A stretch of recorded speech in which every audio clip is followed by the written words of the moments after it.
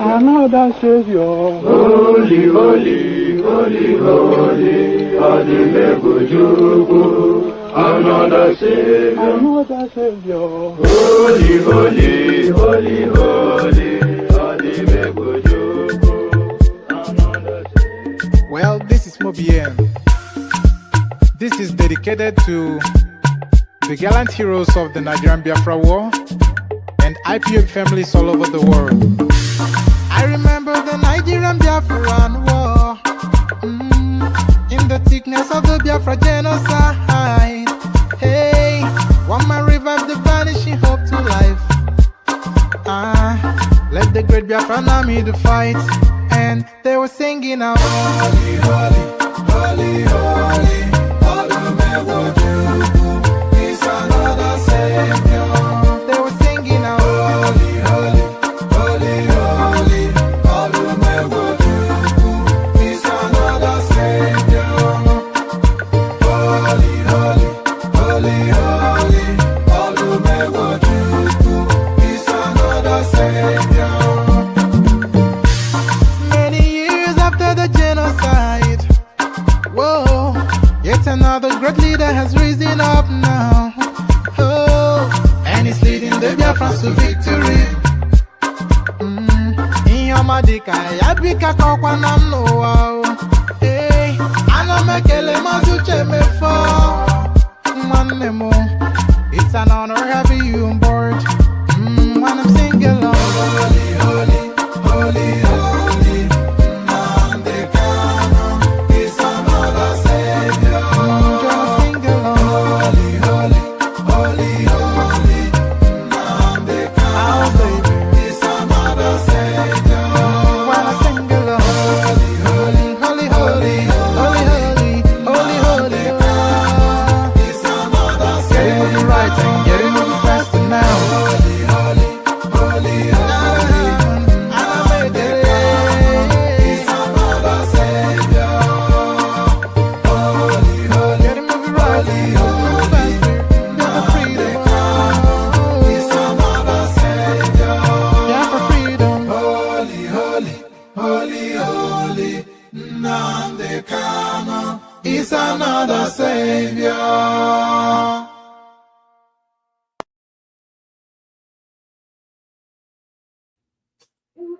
And there it is right there. The ugly rumors spread near and wide. Holy, holy, they say. Nnamdi Kanu is another savior, but is neither holy nor is he a savior, as we know. Nnamdi Kanu presently ensconced in a prison in Sokoto State. So the ugly rumor, holy, holy, Nnamdi Kanu is their mother's savior. Nnamdi Kanu is their mother's savior. All that. Good day to you, good to be in your company and all that. Good day to you, good to be in your company. Hope you're having a gloriously wonderful day so far. The day gets even better for spending time in my company. Your favorite or your laughing man, one man went to mow. So good day to you and welcome to the stream. In this session, we're going to be reacting to a media outing that Daniel Bwala had with Mahdi Hassan, the Pakistani, British, American, whatever he is, broadcaster that is very pungent and hawkish in his mannerism. So we're going to see how Daniel Bwala fared in the international space. A lot of people have been requesting the reaction to this particular outing. So we are obliging that request now with this particular stream. So before we get into the stream, the protocol remains the same. Like if you haven't liked the stream already, like it. Nevertheless, I've not yet given you sufficient enough reasons to like it because the stream has not started yet for you to make the decision. But make that leap of faith by liking the stream anyway. So in a leap of faith, like the stream. If you're not already subscribed, then please correct that. We're after 1,000 subscribers in the course of this month. We're 7 days into the month already. So there's a quick step hurry now to get to those 1,000 subscribers now in the course of this month. So be one of those that leads us to that lofty ambition. 1,000 subscribers in the course of this in the course of this month. So you'll be one of them by subscribing now. So like and subscribe. If you want to come and join me on the screen, there's a hyperlink that says StreamYard in the comment section. Click on that, it'll bring you into the studio. And as soon as I finish my opening monologue, I'll put you onto the screen and engage you in conversation. So that's how that works. Say hello to me in the comment section as well. Tell me where you're joining us from so I can acknowledge your presence, say hello back. But as I said, widely requested, close at least 4 billion people have sent this in, asking us to react to it. So Daniel Bwala takes his first tentative steps into the international media space. But how has he fared? And don't forget to super chat to us to stream as well. Nobody does that anymore. I'm not quite sure why. Maybe you don't like us anymore. Maybe that's the reason. But the $ at the bottom of the stream is a hint. It's an invitation for you to donate towards the session. So click on that $ super chat to us to stream. But like I said, quite an abundance of people have asked us to react to this particular media outing by Daniel Bwala. So we make post haste now, and we get to the reactions immediately. Acknowledging first our Rattel family, who is saying greetings to everyone. So everybody say hello in the comment section. Tell us where you are joining us from. Our Rattel family joins us from Hong Kong. So there it is right there. So without further ado, let's just get straight into it. Tell me if you can hear the volume from the clip I'm about to play you now. By the way, we've been having problems with the volume, so let me know if you can hear it. So here goes. Security and address two of its root causes: poverty and corruption. Christianity is facing an existential threat in Nigeria. Nearly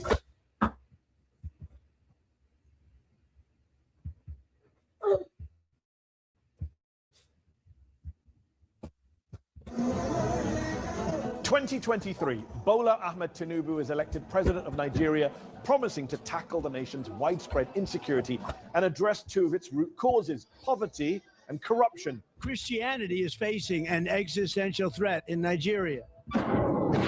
Nearly 3 years later, international attention is back on the country, with the US launching strikes as a, quote, Christmas present, claiming Nigeria is failing to stop a genocide against its Christian population.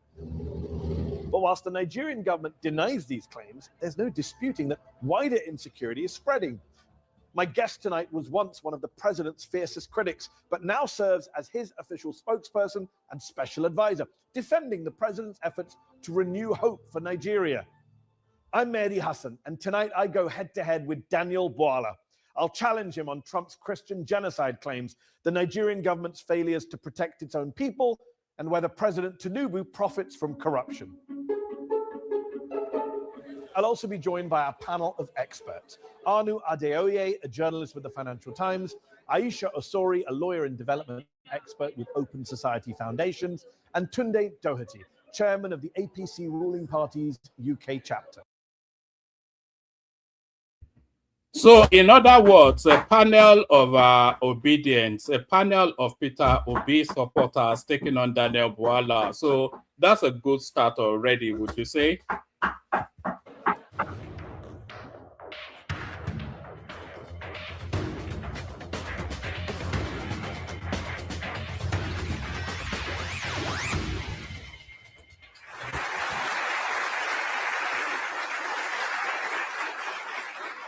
Daniel Bwala, thank you so much for joining me on Head to Head. Nigeria is a proud, sovereign, independent nation, a powerhouse in Africa. So why did you just let Donald Trump and the United States bomb your country on Christmas Day? The United States government did not bomb our country. The decision by the US government was anchored on the intelligence sharing between Nigeria and the United States and the agreement on the operation.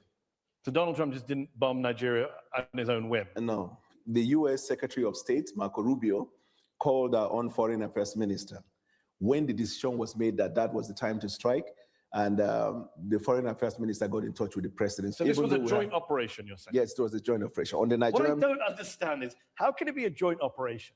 Yeah. When Donald Trump says that there is a genocide going on against Christians carried out by Muslims with your government turning a blind eye. You've called that narrative a hoax. You said it creates discord in Nigeria. Right. So when Donald Trump says he's bombing Nigeria to protect Christians from a genocide, is he lying? We both disagree as to whether the so-called genocide in Nigeria was against Christians. We believe that it is a targeted killing by insurgents, Boko Haram bandits, and all of these criminal elements against the people of Nigeria, Christians, Muslims, and those who have not identified with any religion. Donald Trump believed it is Christians. We now felt, rather than arguing about whether it is against Christians or not, there is one area we both agree, that we have a joint interest in the fight against terrorism. But you're fine with the fact that his motivation is something you disagree with. You think it's a hoax. But a lot of, like I said, a lot of people actually sent me this clip to react to, and every single one of them, they said Daniel Bwala embarrassed himself in this particular session, in this particular interaction with Mehdi Hussein. But so far, I think he has the upper hand. He's steady, is informed, and is clear in his thoughts, and is weeding through the hyperbolic language of Mehdi Hussein to present the facts as they obtain. So this is just the opening phase, but I don't see, I think it's presenting so far a champion, stellar sort of presentation. So people that said he's embarrassed himself, I can see that in the opening salvo. Yes, because... So when Donald Trump says there is a genocide against Christians in Nigeria, is he telling the truth? It is a half-truth, in the sense that, yes, Christians have been affected, but the whole truth is that both Christians, Muslims, and those who have not identified. I said the narrative of Christian genocide was a hoax. That's his opinion. Yeah, everybody's entitled to it. Is he right or wrong? We believe there is a targeted killing of all Nigerians. Evidence has shown. And that is where we are focused on fighting terrorism. So let's talk about the terrorism. Right. Trump claimed he targeted, quote, ISIS terrorist scum. Right. And every camp got decimated. But a lot of investigative reporting on the ground shows that few, if any, combatants were killed. Some bombs landed in empty fields. A local leader in one of the districts said, the same militants we knew are still there, loitering around our communities. No, there were killings of terrorists. That's not what local leaders So I can call local television that testified. Rice News did, Channels Television did. Okay. So there was the killing of you're not on the terrorists in ground that with place. respect. No, I didn't. Al-Haji Bunu, who's a traditional ruler in the district, says, we saw no dead bodies, even where the bombs fell. Those are his words. No, because the bomb didn't fall in the town. It was at the camp, that enclave, where they gathered.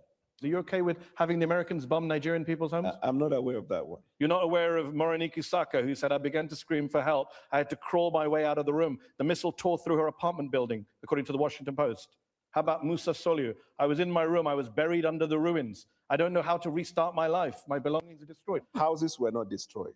Are you telling us that Nigerian citizens are lying about being bombed by the US? I'm saying that the military operation that was conducted on that day was targeted as terrorists, and we hit them. You have a history of not hitting terrorists and hitting civilians. You know that, right? Your country. I'm not aware. Oh, well, on December 21st, the Nigerian Air Force said that they handed over... all right. So far, this is anybody that is aware of, and I'm sure a lot of you are aware of this particular element, Mehdi Hussein is a hawkish propagandist sort of a journalist. So it always leans towards a hyperbolic sort of language, trying to push an aggressive narrative. So there is no history of Nigeria. Yes, we've had collateral bombings in the course of our fight against insurgency. There is no country on the planet that fights against insurgency that does not sadly have collateral damage, but he's laying the emphasis on that collateral. I thought this guy wanted to speak. It dropped now. So let me just carry on. There is no country on the planet fighting insurgency that has not suffered some form of collateral damage. So the abundance of the bombings of insurgency, they actually land on insurgent camps. And Nigeria is fully frontally for the first time taking the fight to that insurgency space. There is no equivocation. All of the data tell us that. But he then takes isolated incidents of misfires, friendly fires, collateral impact, and is now highlighting that then as the template, as the working hypothesis of how the Nigerian security forces engages with insurgency. So we all know Mehdi Hussein is saying for this, Mehdi Hassan for this, is a hawkish propagandist that emphasizes negatives. That's just what he does. compensation to people who were hit in an accidental airstrike on Christmas Day 2024. Do you just bomb every Christmas? When and when? Christmas Day 2024 and Christmas Day 2025. I dispute that fact. We'll take it up with the Nigerian Air Force. Let me ask you this. Since President Tinubu came to office in 2023, the situation has worsened in your country. You have a mixture of militant groups, you have bandits, you have clashes between herders and farmers. We also have Nigeria is now of foreign interest in Nigeria. Nigeria is now the 5th deadliest country in the world. Are you proud of that record? I acknowledge the fact that we have insecurity in Nigeria, and until the hoax narrative of the Christian genocide, then we began to see back-to-back attack in Nigeria. We had for the first 2 years of the president's administration a substantial peace in Nigeria. Actually, the number of deaths went up on the president's watch. After this incident of a Christian genocide. And by the way, when did that begin? There is no country of the world today. I'm actually surprised that Daniel is letting that fly, because all of the received data within the Nigerian space tells us that the impact of insurgency has drastically reduced under this particular administration. So for Mahdi Hussein to say that, Mahdi Hassan, to say that the number counts has increased under Tinubu, and for Daniel Bwala not to push back against that narrative, that was the missed, maybe that went over his head, you know? So I'm hearing myself back now. Where am I hearing myself back from? So let me just pause something. So for Daniel not to push back against that narrative, that was a missed window by him right there, because all of the anecdotal data, all of the data coming out from the security forces and even internationally verified, they are telling us now that the insurgency in Nigeria has ebbed drastically, and for the first time we're actually tackling that space. So for him to let Mahdi Hussein get away with that surprises me somewhat. Let me scroll it back so you can see what I'm talking about. Since President Tinubu came to office in 2023, the situation has worsened in your country. You have a mixture of militant groups, you have bandits, you have clashes between herders and farmers. We also have Nigeria is now of foreign interest in Nigeria. Nigeria is now the 5th deadliest country in the world. Are you proud of that record? I acknowledge the fact that we have insecurity in Nigeria, and until the hoax narrative of the Christian genocide, then we began to see back-to-back attack in Nigeria. We had for the first 2 years of the president's administration a substantial peace in Nigeria. Actually, the number of deaths went up on the president's watch. After this incident of a Christian genocide. And by the way, when did that begin? There is no country of the world today that is free from insecurity. No, there I are agree. parts of London that's why you can't go in the evening. Okay, but we're not bombing London to root out militant training camps. But you have had so many of the bombing on behalf of the United Kingdom by the United States. Since you're making rather spurious comparisons. No, the context 11,000 people were killed in conflict in Nigeria. So, sorry, how is that a spurious comparison? Because I don't quite get that, and I'm not quite sure how Daniel is letting him get away with that. It's making a comparative analysis, comparatively relative to the level of development and capacity.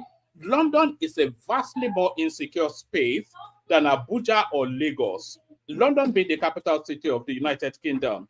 London is a vastly, the Somali gangs will slash your fingers to cut off your wristwatch. There's stabbings every single day. It's like a war zone.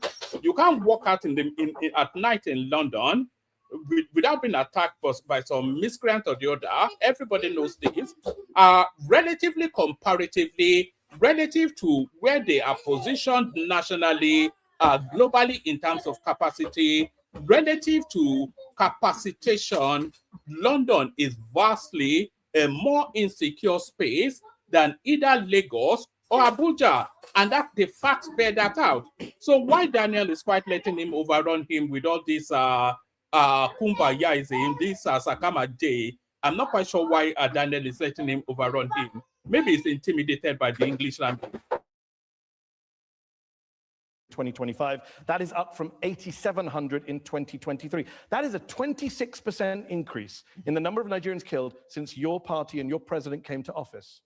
That's a pretty awful record. It's awful.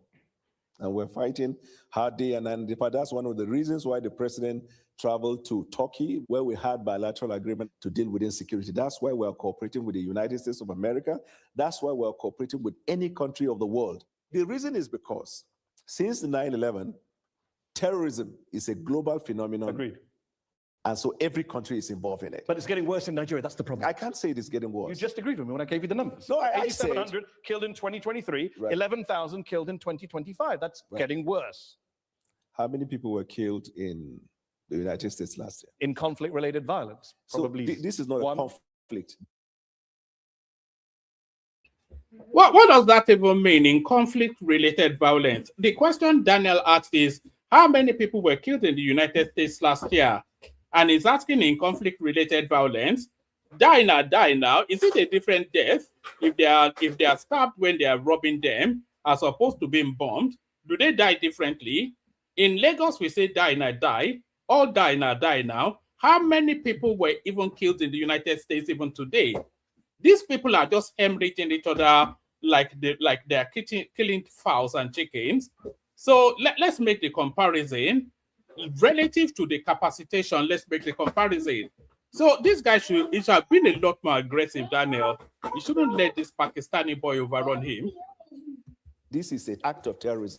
Okay. So how many people were killed in the United States in terrorism? Excuse me, sir. It wasn't 11,000. This is part of what Donald Trump many years ago in his first term classified the Western media as what? Fake news. The reason is because context matter. This is not Western media. You right? are well This aware. Is not Western media. Yes, This I is- understand. But This you is are. the Armed Conflict Location and Event Data, ACLED, No. the most respected group When that you- counts conflict-related violence around the Let me world. ask you, where there is a terrorist I could also attack, do give you you call another that an armed source. conflict? I mean, National Human Rights Commission. This is a Right. Nigerian group.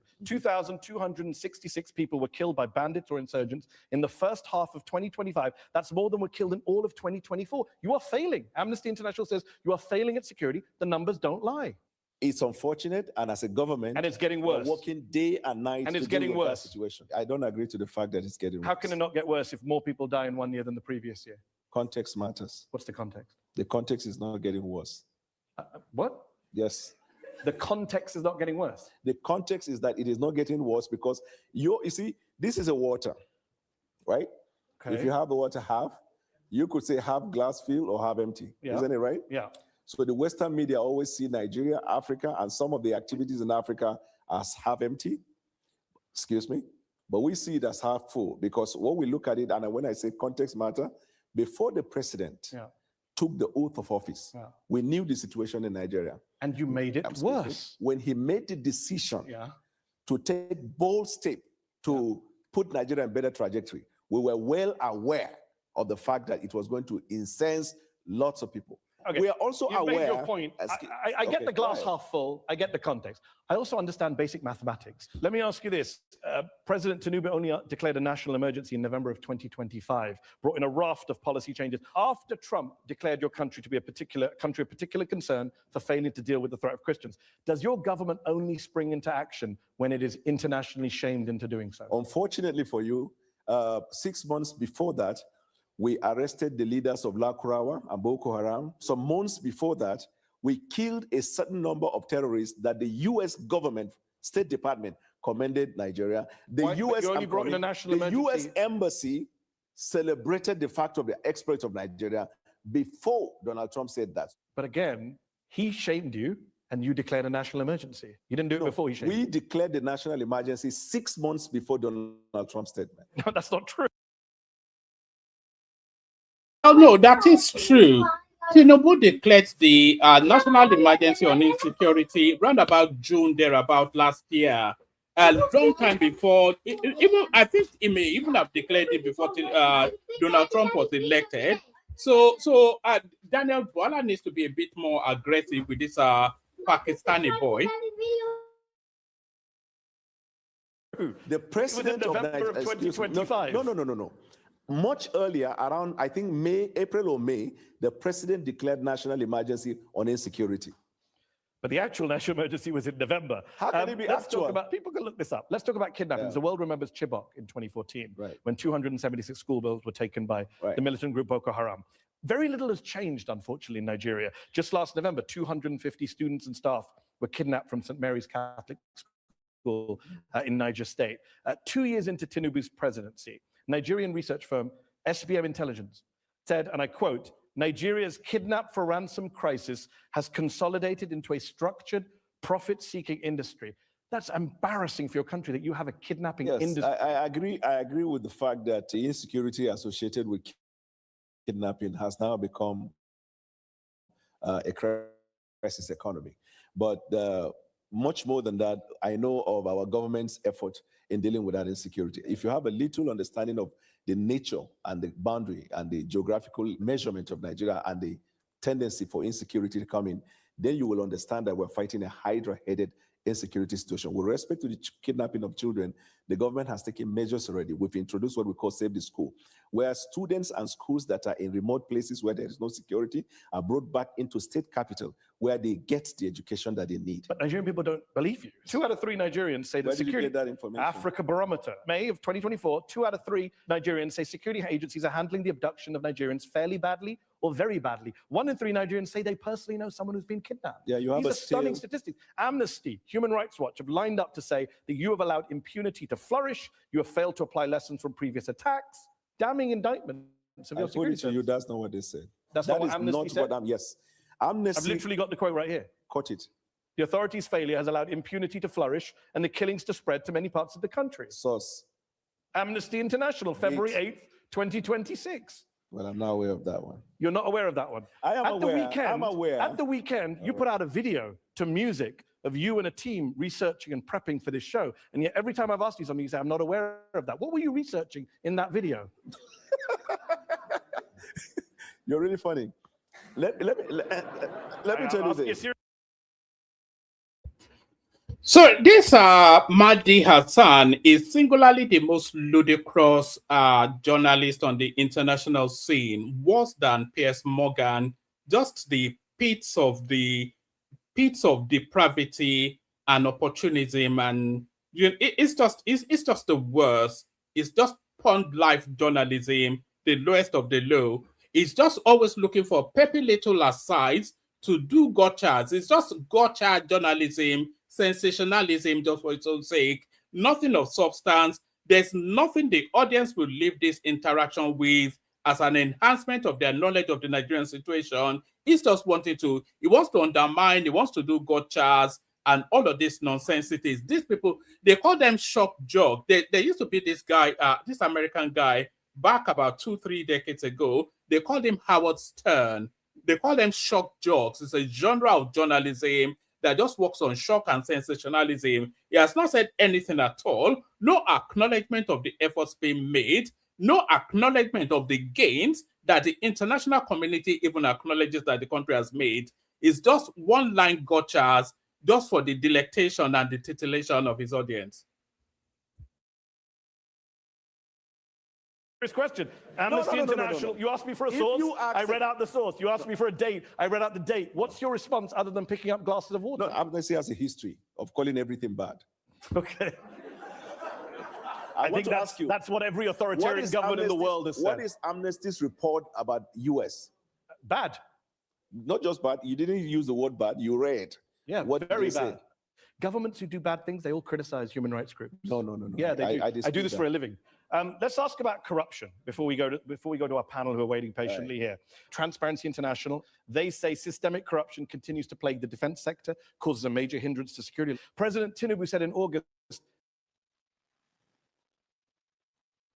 All right, let's bring Fagbamila back into the conversation. He has joined us again. You came in and then you left. What are you making of Mahdi Hussein's interaction, or more to it, Daniel Bwala's interaction with this Pakistani boy that is trying to undermine the efforts of the Nigerian government? I take it you've already seen the interview. Everybody has. What are you making of it so far? Good to see you, Fagbamila. Good to see you, woman. I've been listening to your program for a couple of years now. I haven't gathered courage enough even to come up. But today, I think I tried. I don't know anything about what this conversation is. I'm just trying to join. So maybe you can give me some time to All right. listening. All right. Stay with us. We continue to listen as it builds up. Then you form your thoughts, and then you give us a submission. Good to meet you.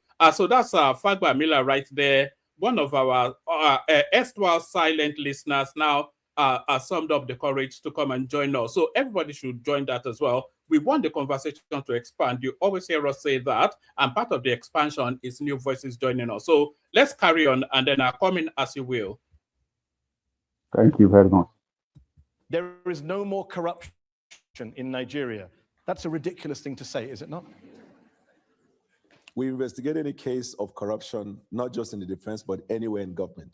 This administration has had lots of people who are in government, either sacked or investigated and being prosecuted. The resolve of our administration in dealing with corruption is obvious. Why did and he it's say there's open to no the more world. corruption? You probably read him out of context. Read No, the I didn't. complete- No, read exactly what he said. You're cherry picking. How can someone just stand and say there is no corruption in Nigeria? It What is was the getting context? clearer to the people. We have more money to the economy and no more corruption. Full stop, close quote. Good. So this is the context. He was communicating to the people about the Right. I just don't want to make the effort, but I can go and dig through the archives and I give you verbatim what Tinubu actually said. You know, this is if you've ever heard the phrase "context matters," this is the phrase. This is the sort of a situation right there where this applies. So what Tinubu said in that instance, and he was speaking to plugging the loopholes of corruptions within the Nigerian space, and he was talking particularly to plug in the loopholes of corruption in both the dollar arbitrage, the exchange rate, and the fuel subsidy. So what he has said now is that they have near zeroed the corruption portals of those particular corruption potholes, and that was specifically to specific aspects of the economy. Not a universal statement. It'll be a statement of retardation to say that you have ended corruption in Nigeria, one of the most corrupt countries on the planet, and he never said that. So when they say context matters, so he quotes him only up to a point without setting the context of exactly what was said. But I don't think Daniel Bwala has the full memory of that particular pronouncement. So as ever now, he's fumbling at the lips, letting this Pakistani boy bully him.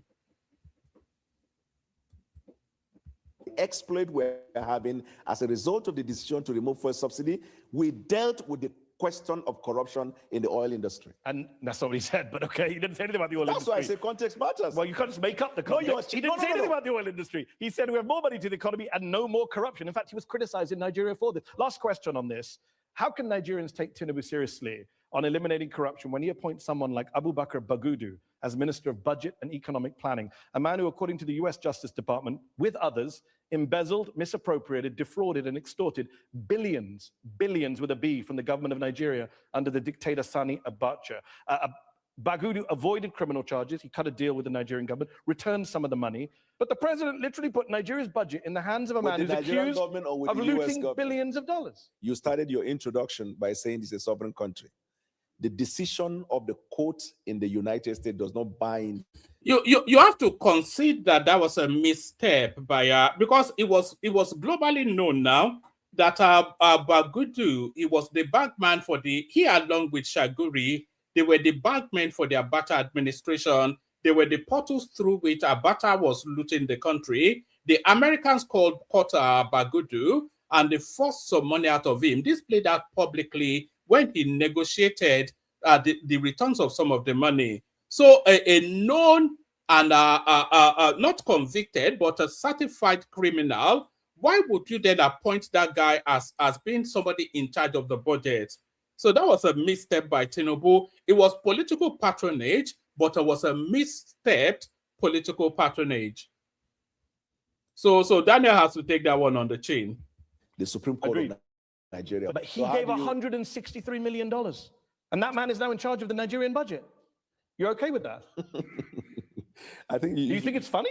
I mean, two-thirds of Nigerians. You think it's funny? No, I don't. I think people who are giving $163 million back shouldn't be in charge of the country's budget. Thank you for your observation. Okay, but do you think they should be in charge of the budget?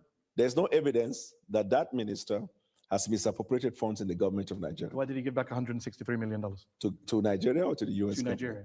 Why did the US government give him $100 million? Settlement. That's what you do in settlements. Okay. Why was he settling? Yeah, so okay. if they So you're comfortable with a guy who is accused by the US Justice Department of embezzling with the Sani Abacha regime billions of dollars, being in charge of the budget Are today? you okay with a president of one of the countries in the world who was convicted by the courts in that land and the person is still governing the country?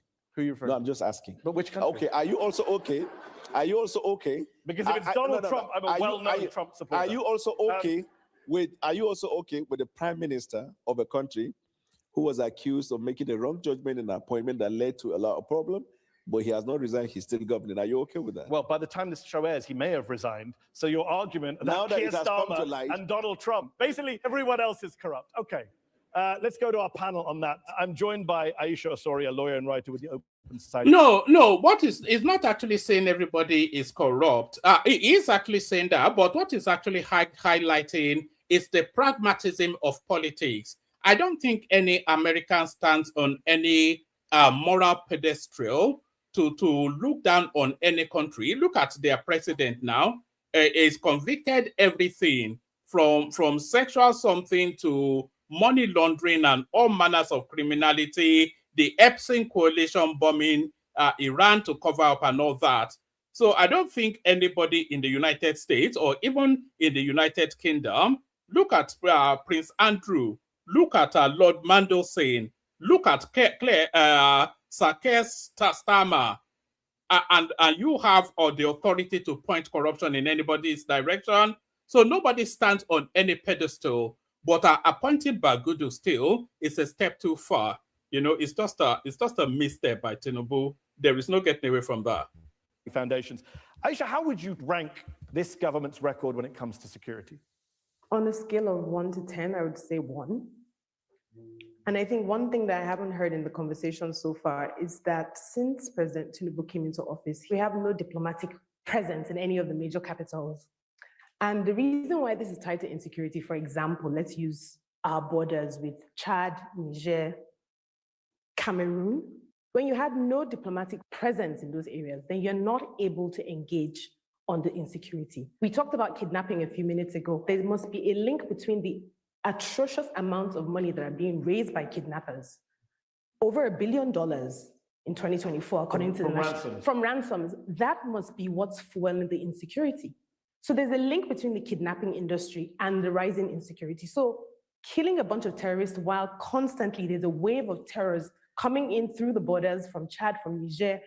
Again, another thing that's been alleged is that President Tinubu's bad handling of the coup in Niger, where he said we were going to attack them, was one of the triggers for these countries, Niger and Burkina Faso, leaving ECOWAS. I'm just saying all of that is connected. Yes.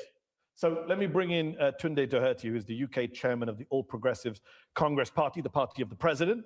What is your response to Aisha when she says 1 out of 10 security rating for your country? Definitely, what Aisha is saying, well, does not really have bearing. We have the diplomat that does fulfill the policies that of government. And in terms of the security situation we're talking about in Nigeria, it's not today's thing. And we must look at the solutions that this government has put into force. You find out that the security architecture in Nigeria has been changed. We talk about the collaboration between the government and the United States in terms of dealing with insurgencies right there and then.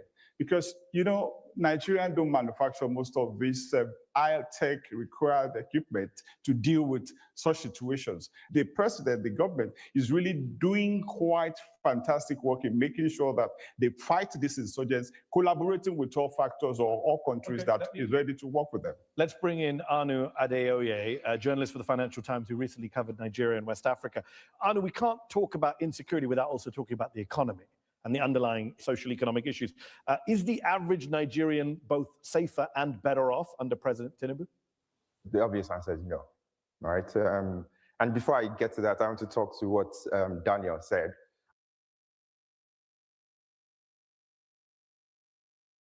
Forget the talking in phone and all this nonsense that these people try to do. Whenever they're in some international space, they start affecting some sort of ludicrous accent. You said the Nigerian population are not better off under this present administration. So back that statement up with what led you to saying it. So where were they before and where are they now? And how are they worse off now than they were previously? That's what the question is. You are an economic something or the other, so speak to your specialism. What a ludicrous statement to make. I always find it very interesting with Nigerian government officials who cherry pick statistics about the US and the UK, but they never say how many hours of uninterrupted electricity as the United States had compared to how many Nigeria has had. They never try and find, the good statistics that Nigerians don't benefit from. If you look at the poverty numbers, this is according to the Nigerian Bureau of Statistics. More than 120 million Nigerians are living in multi-dimensional poverty. So that's not just people who lack $2 a day. That's people who can't afford. You know that multi-dimensional poverty narrative. No, we are live, George Blueshell. That multi-dimensional poverty narrative is a red herring. It's a misnomer. It's a misdirected sort of positioning. You know, when you say multi-dimensional poverty, what you're actually talking about is infrastructural or social deficits. That's more the terminology than multidimensional poverty. It's infrastructural and social deficit. So what does that mean? So the fact that the country does not enjoy sufficient electricity, it's a social deficit and an economic deficit, which these people are terming as poverty. The fact that the country does not enjoy universal health coverage, that is a social deficit that these people are rephrasing as a multidimensional poverty. So all these are intrinsic deficits that the country suffers. These people are miswording it as a multidimensional poverty. But all those deficits, they are very much consistent with the economic bracketing of that country. Nigeria is a third world country. The United States is a first world country. The United Kingdom is a first world country, as is Germany, etc. So you cannot draw parallels between what obtains in the United States, which is a 20-something trillion dollar economy, with the Nigerian situation, which is a 300 to 500 billion economy. So the mathematics doesn't match up for you to draw that parallel. So it's an obfuscated, misdirected sort of a narrative for reasons of trying to undermine the government and the country. Food, who can't afford shelter. And even if you look at the numbers of the people who have died, right? These are wartime numbers for a country that is officially not at war. And so I think it's really, really difficult to make an argument and say, things are trending in the right direction. Casualty numbers, wrong direction. Poverty numbers, wrong direction. Right. We were very clear with the Nigerian people when the decision was made. It will bring discomfort temporarily, but the long term is what we are promising. We decided to also involve intervention mechanism in dealing with some of the hardship that the people undergo. Now, when that decision was made in May 2023, it was hellish. But as I speak to you today, the numbers, the indices, and the stats are favorable to the economic reform that we have introduced. Our foreign reserve has increased substantially. Our net import dependency went down. Our export production capacity has gone up. Our naira is strengthened. We have provided opportunities for families who could not afford to send their kids to school to access grant and go and have their education, cost of fee, tuition fee, as well as the cost of living. You mentioned school. 20,000 schools in Nigeria have been shut in the last few months because of these kidnapping attacks. Correct. 18 million Nigerian school children are not going to school, according to the UN. That is the highest number anywhere in the world. Because You're proud of that? No, I'm not proud of that because of insecurity. But the measures we're taking now, we're restoring them back to their schools. And some of them whose schools are located in places where there are no governed spaces, we're bringing them back into towns. So when you give out your stats or your opinion about an issue, also incorporate this fact so that the viewer will look at, yes, there is an obvious fact that because of the That's a fair That's point. because of the policy decision that it brought kind of untold hardship, but also To me, Daniel Bwala is doing excellently well so far. Oh, for all of the people that claiming that he embarrassed himself, I've not yet gotten to that point where I'm in accordance with that opinion that he embarrassed himself. He's doing excellently well so far. we are making progress in this regard. So I agree with you. That's a fair point. We should look at things in the round, and you Thank pointed you out for things you've agreeing done with well. But then you need to do the same thing. Do you accept then that the poverty numbers are going in the wrong direction? Yeah, sure. It's like you That's the can't- crucial one for a lot of Nigerians. No, but numbers don't lie. 141 million people in 2026 are going to be living in poverty in And then Nigeria. I'm not quite sure where he's getting that 100 and X number, whatever it is that he said. But you have to look at the mitigation, and then you have to domesticize the narrative as well. So what's the mitigation? What mitigates then that 100 and something thousand people living in poverty in Nigeria? The mitigation, and what is the metric of our poverty? You know, they're saying, is it $5 a day, thereabout? But that doesn't apply in the Nigerian circumstances, because if you're looking at $5 a day and you're looking at relative to the purchasing power of the Naira locally, then you might want to recalibrate that particular metric. That's just what it is. So even that multidimensional poverty, that people living in poverty, is a westernized, standardized sort of a narrative based on whatever peculiarity that is not applicable domestically.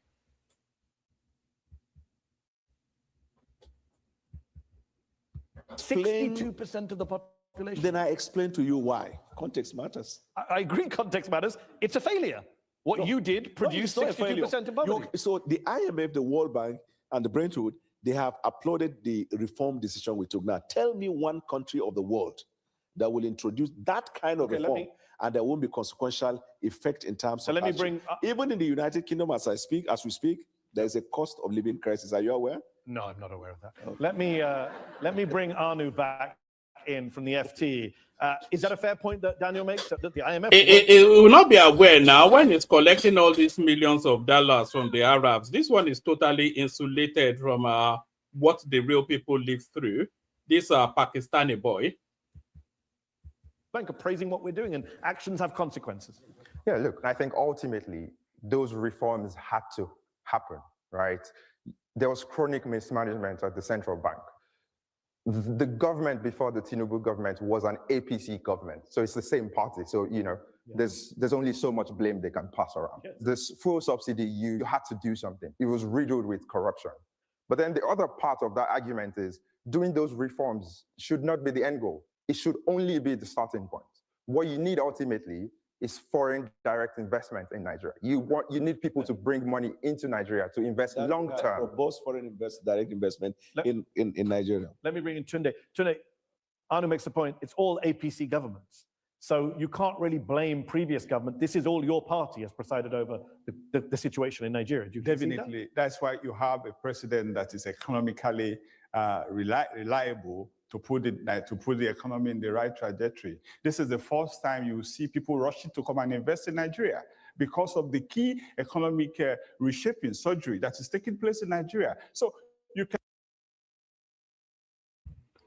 Shell has come back, Pfizer has come back, the Brazilians are rushing in, the Chinese are doubling their investment, the Arabians are rushing in, everybody in Nigeria now, the number one, the investment capitals in the world, Nigeria now, the premium recommendation to their clients. So all these foreign direct investments, don't even go there. Nigeria is singularly the number one go-to. All of the international financial projections are telling us that the Nigerian particular example is the number one growth area globally.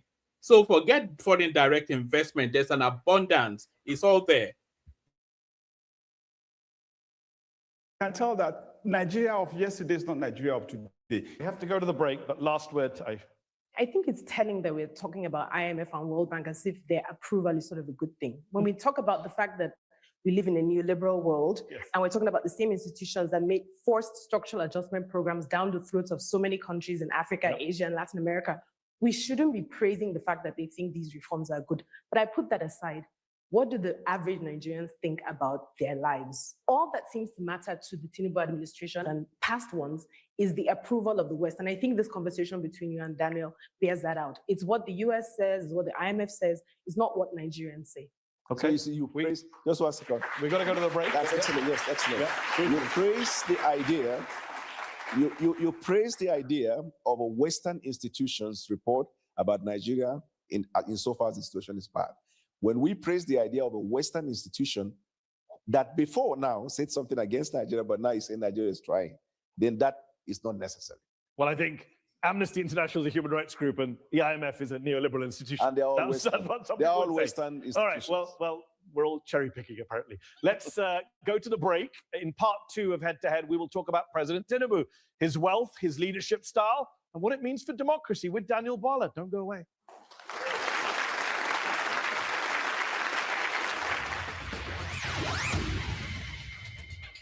One man.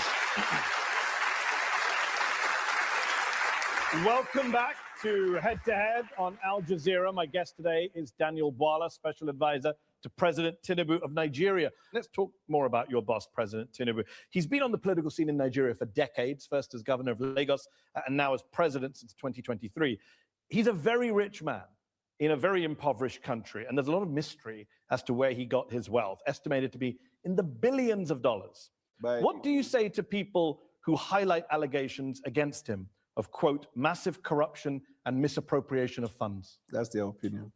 Actually, it's your opinion. In general. You know, there was one thing that Obasanjo said once upon a time. Not often do you quote Obasanjo, but in this instance, very applicable. Obasanjo said, allegations are allegations and anything can be alleged. You know?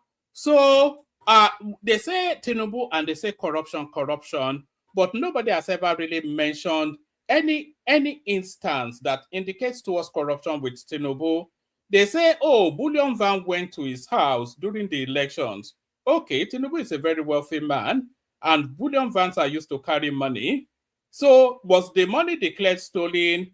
Did somebody allege that the money is missing? Is somebody taking claim to that money? But Bullion Van went to his house on the eve of the election.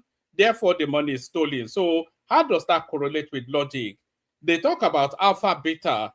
So Alpha Beta is not owned by Tinubu, but it has investments in it. But what's Alpha Beta? It's a tax consulting consultancy that acts as an agent both for Lagos State, 7 other states in Nigeria, and about 3 other West African countries. So they bring their expertise to bear and they get their commission off the back of that. So what exact illegality is there in that? So contrast that with somebody like Peter Obi, who stole 250 million naira in cash and was caught in Lagos with the money by Musiliu Smith, the commissioner of police in Lagos State at that time. Or Peter Obi that took the whole of the Anambra State money and put it in his personal bank and used it to invest in his own personal company, all of this. So who has the more indictable corruption allegations against them? Tinubu, which is all dog whistlings and smear campaigning, or Peter Obi with the verifiable instances of corruption, crudely stealing money in cash, 250 million. Go and check it. 2007, June, that was when he was caught with the money by Musiliu Smith in Apapa. Go and check it. June 2000 and is it July 2007, he was caught in Apapa with 250 million naira in raw cash that is stole from the Anambra State local government. Raw cash. Imagine if they caught Tinubu stealing raw cash. Imagine what will happen. Go and check it now. Don't call me a liar now. You have Google now. Go and check it now. I'll give you the dates. Number 7 Aerodrome Road at Papa. That was where they caught him. The property belongs to him. You know? So who is the more indictable criminal? The one that is looting money in raw cash, or the one that they are saying the Bullion Van went to his house and therefore he must be a criminal? So it's just these dog whistlings which the obedience they are very expert at. January 2023, you talked about the legal petition against him that involves, quote, massive corruption and misappropriation of funds. You were in the opposition May I and were very request if critical you of can his well. quote exactly verbatim what I said, because what you just said is not a true representation of January what I 22nd, said. 2023, you said the petition against him involves massive corruption and misappropriation of funds belonging to the government of Lagos State, abuse of official office, conflict of interest. I'm glad you said the petition against him. Yeah. Yeah, document that was taken to court. That you highlighted. I wasn't the one that went to court. And at that time, where was I? You were an opposition member. Thank you. So should we not trust you when you say things as But opposition what is the member? job of opposition? To oppose? Yeah, no, I'm glad you know it. For the sake of opposing? No, that's what you're adding. I mean, you didn't just say that. No, Well, go to Westminster on Wednesday by 9 o'clock. Okay. You'll understand the job of the opposition. You can do whataboutism all day. That's fine. You also Not said that. whataboutism. Well, you know what doesn't happen in Westminster in the U.S. Congress. I know what you does don't happen. Well, I'm telling you what doesn't happen. But, Politicians don't accuse other politicians of setting up a militia. You But said they also accuse you said the governing party. You said at the time. on mistake in judgment in You appointing someone that eventually You turned out to said- be somebody in the FC. Yeah, if you think that this is comparable to Starmer and Mandelson, good luck to you if that's your defense tonight. You said at the time that Tinubu started a militia to sway the election corruptly, and that they even. That's not even the point he's making. The point he is making is that it's, and by the way, can everybody listening to us, please make sure you have liked and subscribed. Whether you agree with my analysis or not, you are still engaging with the platform. So please make sure you have liked and subscribed. The point that Daniel Bwala is making is that it is the position of the opposition to oppose every stance of the government. We see this in every parliament working. In the United States, in the United Kingdom, go and watch Prime Minister's Question Time any day of the week. They throw all manners of ludicrous, because what they say in the House of Commons is not legally binding. It has no recourse to law. So they speak with all manners of wild language, making all manners of allegations and accusations, similarly to what opposition obtains. Daniel Bwala was a senior opposition figure at that time, and is opposing of the Tinubu administration at that time, or the Tinubu ambition, was very much inconsistency with what obtains globally. That's just the job of an opposition politician. Threaten you. So how can we take anything seriously you say tonight in his defense? Your opinion, Nigerians. So my opinion is No, your I'm opinion. coming. Sorry, Daniel, it's your opinion. That was litigated in Nigeria to conclusion, and then as a country we moved on. We are more interested about the deliverables that we have for the Nigerian people, and we Actually, look it's for not true. opportunities. Nigerians are very concerned about corruption. And Tinubu, you said this, Tinubu and his people created a militia. This is the first time in the history of Nigeria we've seen a political party creating a militant arm leading to election. Your words, January 2023. Context is everything. There is no I'm coming. You are quoting the things I said when I was in the opposition. And I understand that's uncomfortable for you, but No, you no, did no, say no. them. If you want to free. disown them, I'm that's okay fine. for you to ask anything I've So ever does he said. have a militia that tried to kill you? He doesn't have. I never said he tried to kill me. I myself have received threats from him and his camp. Your words. I never said that. You didn't say that I never at a said press that. conference on January 22nd, 2023. I You're never just said- denying. I never said that. Who said it then? A lookalike. No, I don't know what you meant by that. I know I complained at the time You said about the conduct of election. it is not my fault Right. that I am able to recall your words in a way you can't. But it will be your fault Tinubu- when you read it out of context. Yeah. If we go home late tonight, context. Yes. Tinubu and his people created a militia. This is the first time in the history of Nigeria we've seen a political party creating a militant arm and leading to election. He advised his people should grab by all means necessary the process leading to elections, that they created this militia shortly after that. We have seen violence in Nigeria, and I myself have received threats from him and his camp. Tinubu never created a militia. Tinubu is one of the foremost politicians in Nigerian history. Tinubu and his has people helped in strengthening created a democracy. militia. Who said those words, Daniel? Tinubu has helped in strengthening democracy in Tinubu Nigeria. and his people created a militia, Daniel. Who said those words? Tinubu brought in leadership I'll ask a third skills time. into government. What's the objective of this doubling down on that question? The guy has already stated his position. It was an opposition person at that time throwing missiles at the ruling party or the opposing party, which is exactly consistent with what opposition parties do. So what should they be doing as an opposition party? Speaking in eulogy about Tinubu and showering him with flowery words and roses, with poems? Of course not. His position, is a duty as an opposition politician is to try and color the person and the government as bad as possible and undermine them. Similar to what the Obedience are doing now, even though they are somewhat, mentally unhinged. Although they are not oppositions, they're just lunatics, just creatures from the dark of beyond. But that's exactly what an opposition. So you saying that as an opposition person, you were critical of the government, and now you've been a government functionary. You are speaking of the government in flowery language. I'm not quite sure what misstep is highlighting there, because it's exactly consistent. We have seen carpet crossing in every parliament, in every democracy. We've seen it in the United States, the United Kingdom, Germany. People cross carpet, and the tone of their how many opposition, how many conservative and Labour parliamentarians have now gone to join Nigel Farage now, and they are speaking in a different tandem to have they spoken previously. So I'm not quite sure what point the Pakistani boy thinks is highlighting there. Governors. Tinubu and his people created a militia. Who said those words? Tinubu and his people never created the militia. So why did you say they did on January 22nd, 2023? I never said that. Let's keep going, since you're denying words that came out of your mouth. Let's quote some other folks. The Organized Crime and Corruption Reporting Project named President Tinubu a finalist for the 2024 Corrupt Person of the Year award. According to a 2025 poll, 2 out of 3 Nigerians think the president and his team are involved in corruption. That's a statement from drunken people. Next question. 2 out of 3 Nigerians are drunk. No, start with the...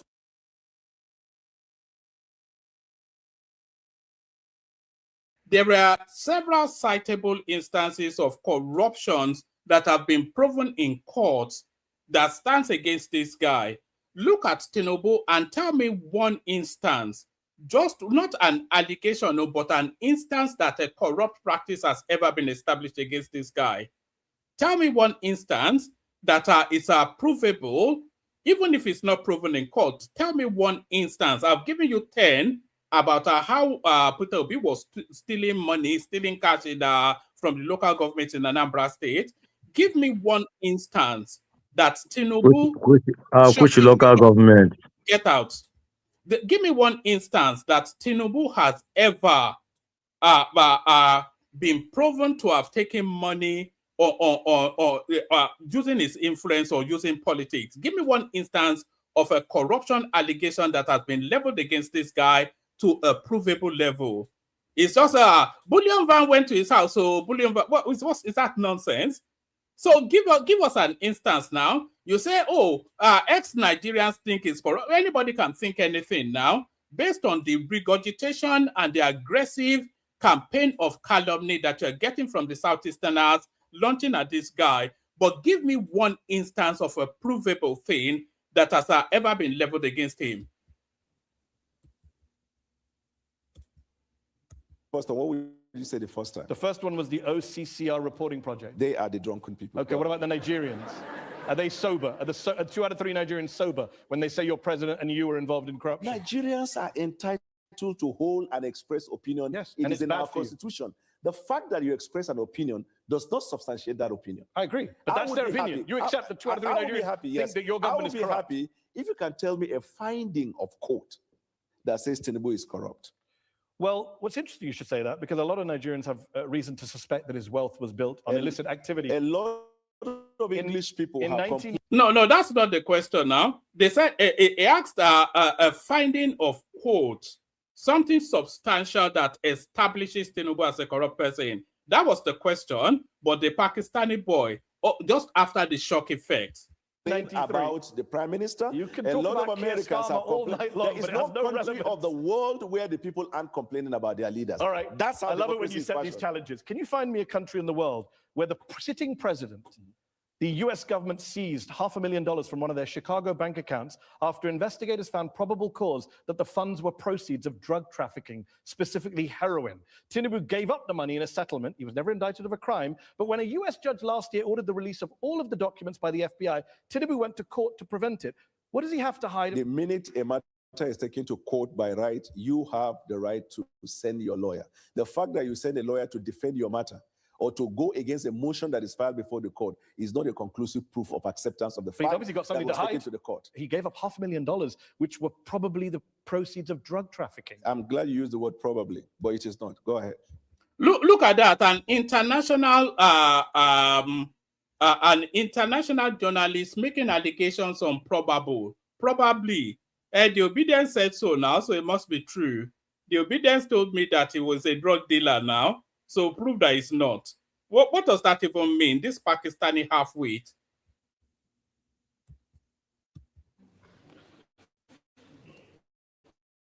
You said in 2022 that this drug case, quote, conclusively concluded not in favor forfeit that money. There is still a cloud around drug-related activity. Cloud. You know, in one of these days, we're going to address this drug narrative because Tinubu did not forfeit drug money, no. Tinubu was acting as a consultant to a myriad of people. And part of the people, even as a lawyer, you are allowed to handle and hold client funds. And part of the client funds that Tinubu was holding at that time as a consultant had links to somebody that they alleged had drug involvement, and that was we will address it fully one of these days. I think Fatai has done endless. We brought out all of the documents and we ran through them on this platform. So I'm not quite sure why that still obtains, but then you know the obedience, they will continue to regurgitate it until people like this Pakistani guy starts to believe it. Yeah. Not a conclusion. Okay, so the cloud's still there for a lot of Nigerians. No, the cloud is no longer there. How did it disappear? Because the Nigerian people have moved on with the president. Who said they moved on? The facts are there. Less than 10% of Nigerian voters voted for him. So that he doesn't have some big mandate from the people that means that I can't ask you, why did he give back $500,000 to the US government? What does that even mean? Did 10% of the eligible voters vote for Donald Trump? Did 10% of the eligible voters, by the way, are registered voters, did 10% of the eligible voters vote for Sakir Starmer? Did they do that in Germany? On what democracy in the world, the 10% of the eligible voters vote for? A good 70% of eligible voters don't even vote. 60-70% of them don't vote. And then of the remaining 30-40%, the person that gets the majority and fulfills the requirement of the electoral law in whichever locality gets the victory. So of all the voters that did vote, the majority of them voted for Tinubu, and that was why they declared him president. So what exactly is this Imran Khan guy talking Pakistani boy, American, Pakistani, British? Which were believed to be the proceeds of drug trafficking, and you believe they were the proceeds of drug trafficking. Why do you conduct a polling with 500 people and give a representation of the population? You're now questioning all polls. Is that your defense? No, I just said the point. You heard me well. Well, you don't trust the Nigerian people. So sorry, the people sending me this interview with the thing that Daniel Bwala embarrassed himself. I think they've been seduced by the obedient narrative. I think the victor so far, and we're 80% into the interview now, into the interaction now. I think the winner so far is Daniel Bwala, who has completely destroyed and decimated this Pakistani boy and his obedient panelists that he have assembled. I trust the Nigerian people. This idea of drugs and narcotics is a terrible case all over the world. And if someone has that questionable character and is elected as president, what it means is that it will embolden people who are into those activities. That is why this person has to come out clean. You said those words. If somebody has that, thank God he doesn't have. How do we know he didn't come out clean? You said he has to come out clean in 2022. Okay, let me put it this way. This fact was litigated. No, it wasn't. This fact was litigated in the Nigerian court, and the apex court of the land, the Supreme Court of Nigeria, whose decision is not appealable to any court outside Nigeria, held that this case has not been established against. Your words were that there's still a cloud around them because it was not conclusively concluded. My word in favor and the judgment of the Supreme Court, which one is relevant? In the Constitution of Nigeria, all the decision of the Supreme Court bind all authorities and people throughout the Federation. That's what matters. The fact that he had laundered drug money, most likely in his US bank account, is not an issue for you now. It was an issue for you a few years ago. It's suddenly not an issue when you go to work for the man. How convenient. The court has held the allegation that was put up in the petition against him could not be substantiated. Well, the US hasn't held that. And in fact, the US court tried to release all the files, and the president rushed to stop them from doing that. Innocent people, is that what they do? What stopped them from releasing it? Is innocent What people? stopped them from releasing it? It's ongoing in the courts. I'm glad you said ongoing. But So let's wait until when it's... Do innocent people try and stop? Right. What's stopping them from releasing the 6 million redacted documents from the Epstein files? What's stopping them from releasing that? I'm sure this guy's name will be there in the redacted one, this Pakistani boy. What's stopping them from releasing the 6 million documents redacted from the Epstein files, withheld from the Epstein files? Files from being released about themselves? Yeah, sure. Okay. I'm sure the Nigerian people privacy. I'm coming. If a case is taken to court against you, even when you know you're not liable, will you be comfortable that the order of court will permit the release of privacy issue relating to you? Yeah, if people think I have drug money in my bank and I don't, then yes, I would do everything I can. Unfortunately, people do not. Tinubu is not just super rich. It's what he does with his wealth. In 2019, 2 armored money trucks, bullion vans, were seen going into his house, coming out of his house. Where did that money go? No. Point, did you see the money? Or those who reported, did they see money inside the bullion? That's not even the response to that question. The response to that question would be, Madi, you were spotted going to the cash point, taking out £100 out of your bank account. Where did that money come from, and what did you do with it? So if you are telling whoever is asking you that question to fuck off, then the response to your question is to invite you to fuck off too. Is the money missing? Are they saying it's not his money? Did Nigeria declare money missing and they said it went to the bullion van to Tinubu? Did anybody say that Tinubu stole his money and he put it in a bullion van to bring it to his house? So what's been alleged? What's the allegation? Tinubu is a supremely wealthy man. I think we've already established that in the course of this interview, in the course of this media interaction Daniel Bwala Embarrass was saying. So it's a supremely wealthy man. He needs a large volume of money for whatever reason. He needs that large volume of money for reasons that are no more your business than it is my business whenever you go to the cash point to withdraw your own money, what you want to use it for. So Tinubu needed a large volume of money and he ordered it to be delivered to his house. So what's amiss there? What's the misstep? What is untoward in that? What's the mystery? What's been alleged? What's the nonsense? Was there no money in the bullion vans? How am I to know? You said it was money in the vans at the time. 2023, February. How could I have known it's a tragedy that I know your words better than you do. There is only one person in Nigeria who is alleged to have moved money through bullion vans, and that person is the presidential candidate. You said that on February 17th on Channels Television 2023. Thank you for notifying me. So where did the money go from the bullion vans? There was no money inside. So why did you say there was? I said there was no money inside. But you said at the time you said he's the only person to have moved money in bullion vans. When did I say that? What was the event in Nigeria? Oh, so you were lying because it was an election campaign? No, I never said that. I say, how can you prove that just because a bullion van goes into a person's house and comes out that there is... So that's not even the... so this is the first time that I'm actually thinking that Daniel is misstepping somewhat. That's not the argument against that question.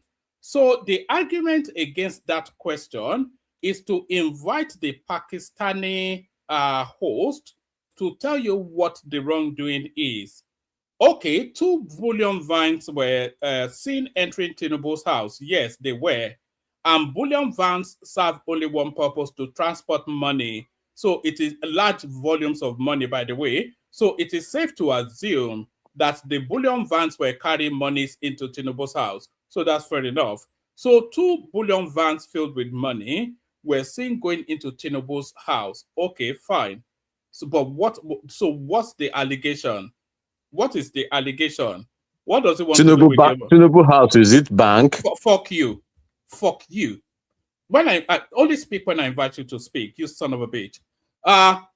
it's locked me off my stride. Don't ever do that again, man. When I'm in flow, don't cut through my flow, because it's a stream of consciousness being poured out. I'm not speaking from a real speech. Don't do that nonsense here. I've warned you often enough. Fuck you. You know? So what has been alleged? That's the question. What has been alleged? A person orders money to be delivered to his own house, his own money to be delivered into his own house. So what is being alleged? What's the allegation? That's the response to that. Maybe because people said it was vote buying by Tinubu. Tinubu himself said, I gave money to the people. You know, he said that? Yes, I also give money when to you people give money myself. to people, people would say that's vote buying. Politicians, rich politicians give poor No, he people doesn't money. give money to people on election day, but he helps people. But people at the time said it was vote buying.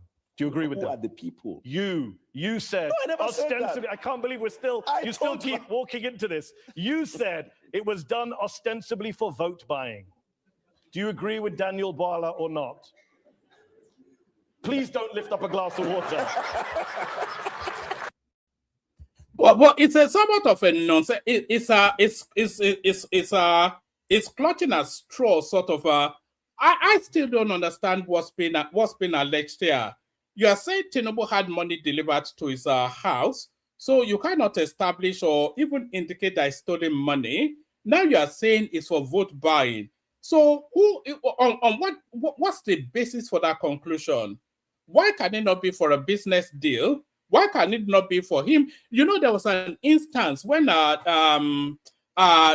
what's it called? Dangote was giving this anecdote. I'll find the clip for you. He said he was talking about the moment he realized that he was rich. He said he went to his bank and he requested $10 million in cash. And then he put the $10 million in cash in his boot, took it to his house, and had it assembled on his coffee table. And then he looked at the $10 million. And then after a while, he took it back to his bank and put it there. And he told in that interview then that was when he realized that he was rich. So he can request his own money for whatever reason. How can he ordering money be tantamount to vote buying? This is just the thing now. Contrast that with somebody like Peter Obi, who stole money in cash, 250 million, and was caught by the police. So it's just dog whistling. It's a campaign. It's smear mongering. Anambra people never told you his money is missing. Yeah. Go and fuck yourself. Anambra people did. It was in his impeachment petition. You don't have the literacy to understand this. You're an illiterate. You have no concept of anything. Go fuck yourself. What exactly is he inviting? Who has come forward to say that their votes were bought? That's the thing. Daniel Bwala is letting this Pakistani guy get away with too much.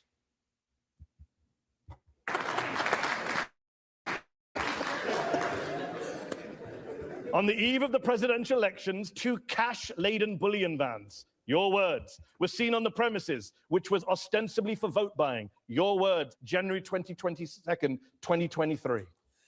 Have you just disowned everything you've said in order to work for this president? I'm coming. What you just said now, I want to put it on record on my own honor. That's not what I said. So far you've denied 2 things. This one I said, that's not what I said. Before you said so it too. Let me just keep count. Let me tell you what you do. You will have an idea of a phrase or a word in a sentence.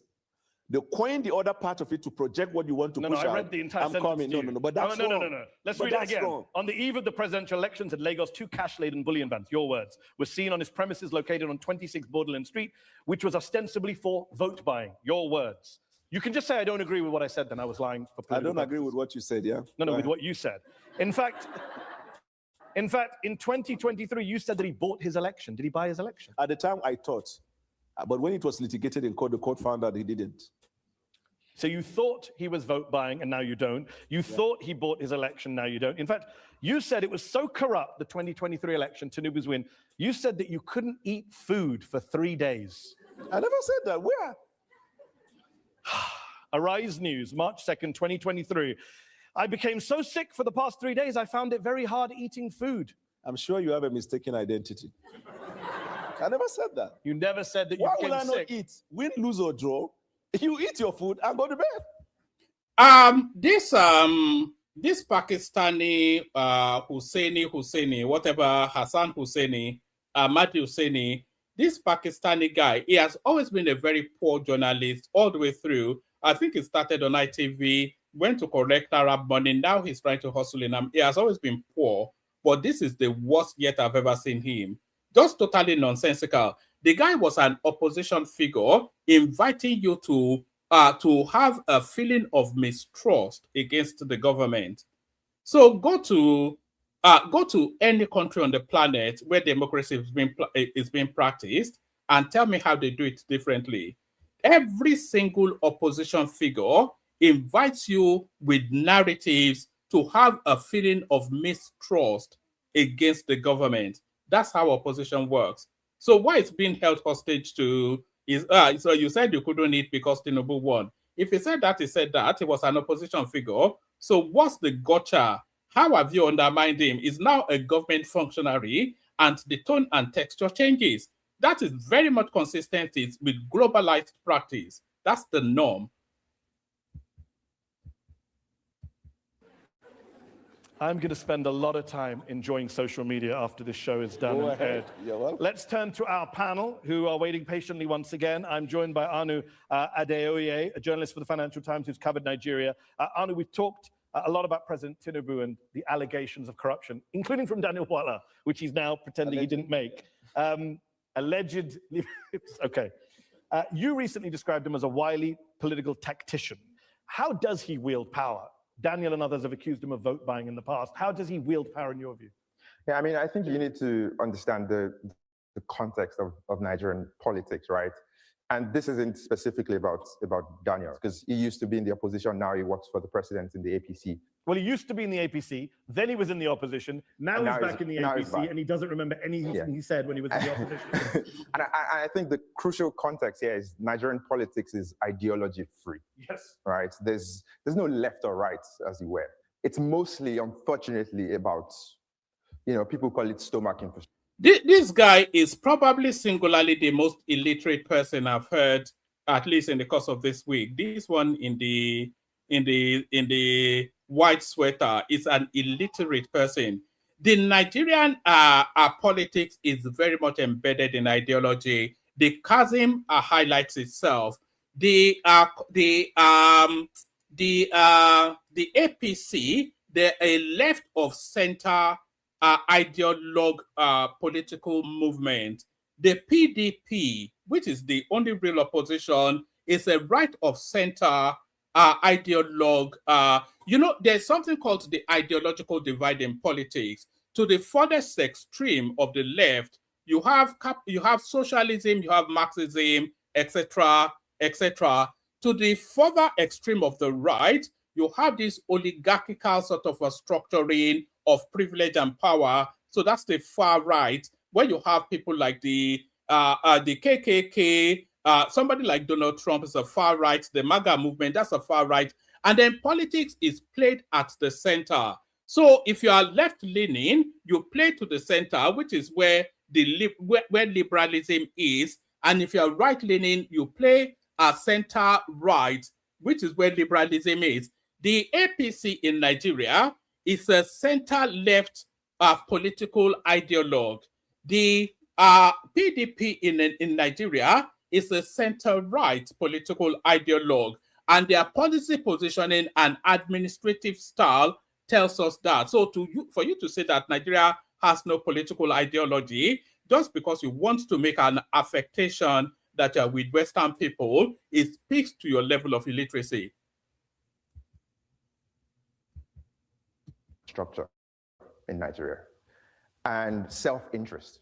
And ultimately, if you're someone like the president who, for all his many faults, I think is someone who sees Nigerian politicians for what they are. They are self-interested people. And if you can tap into that, it's very, very easy to get people to come on side.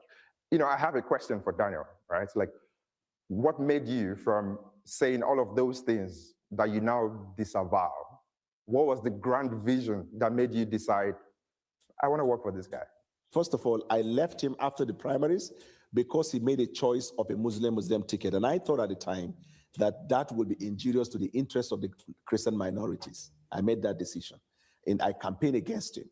And after the election, for the next 1 year, I was critiquing policies of the president. But I saw from January right up to December how this president patiently introduced policies and continued to engage Nigerians across all platforms in a bid to push Nigeria forward. I became impressive about it, and I made a choice to do that. Just in the same way that Mehdi Hassan has worked with BBC, I worked with Sky News, then with MSNBC, and then back to Seteo. Evolution of people's life. The worst analogy Evolution of I've people's ever life. heard in 14 years of doing head-to-head. What are you talking about? Somebody changing their job from one company to another is not the same as you saying he's a corrupt man who created a militia, bought an election, and now I work for him, and I only said that stuff because it was the opposition. All of the things you said, you couldn't substantiate. I substantiated all of it. No, you have not. Let's go to Aisha Osori from the Open Society Foundations. Aisha, in 2023, on the eve of the presidential elections, you wrote an article calling Nigeria a competitive authoritarian state that barely qualifies as a democracy. What do you mean by that, and what role has President Tinubu played in making that better or worse? Well, he's done nothing to make it better. Definitely, our democracy is a lot worse off in 2026 than it was in 2023. How so? Well, for one thing, we had a stronger opposition in 2015 when the APC came in, but thanks to President Buhari and now President Tinubu. All right. Make it make sense to me. How is it Tinubu's duty to enhance the opposition to make them more robust? How is it his duty? And why is it not his duty to decimate and completely demolish the opposition? He wants his because party to he giving them money. He pack all the money. Fuck you, you son of a bitch. Why is it Tinubu's duty to enhance the opposition? Is Tinubu's ambition, which will be his ambition, is to decimate the opposition completely, traumatize and bastardize them, and completely demolish them entirely. And it is the opposition's duty to make sure that doesn't happen. Did Goodluck Jonathan enhance the APC to come and get power from him? No. The APC got their act together and they crafted, either through fair means or foul, a narrative that forced Goodluck Jonathan. They beat him out of office, Goodluck Jonathan, with the force of will and the astuteness of their brain function. That was how they chased Goodluck. So Tinubu should be powering up Atiku Abubakar to come and take over power from him.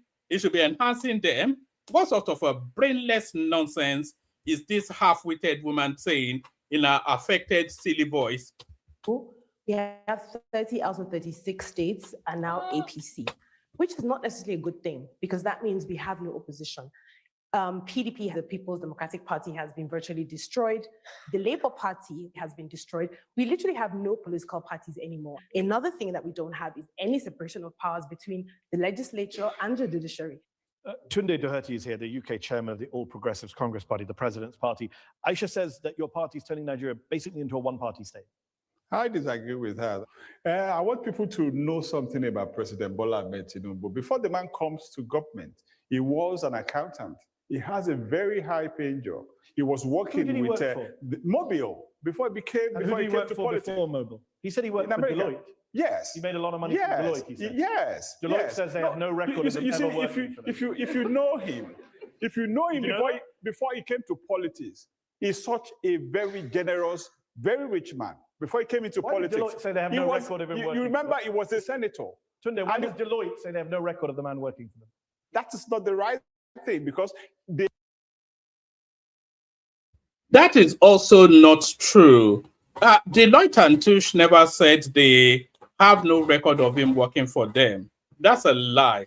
So I'm not even sure why this Pakistani guy is saying that.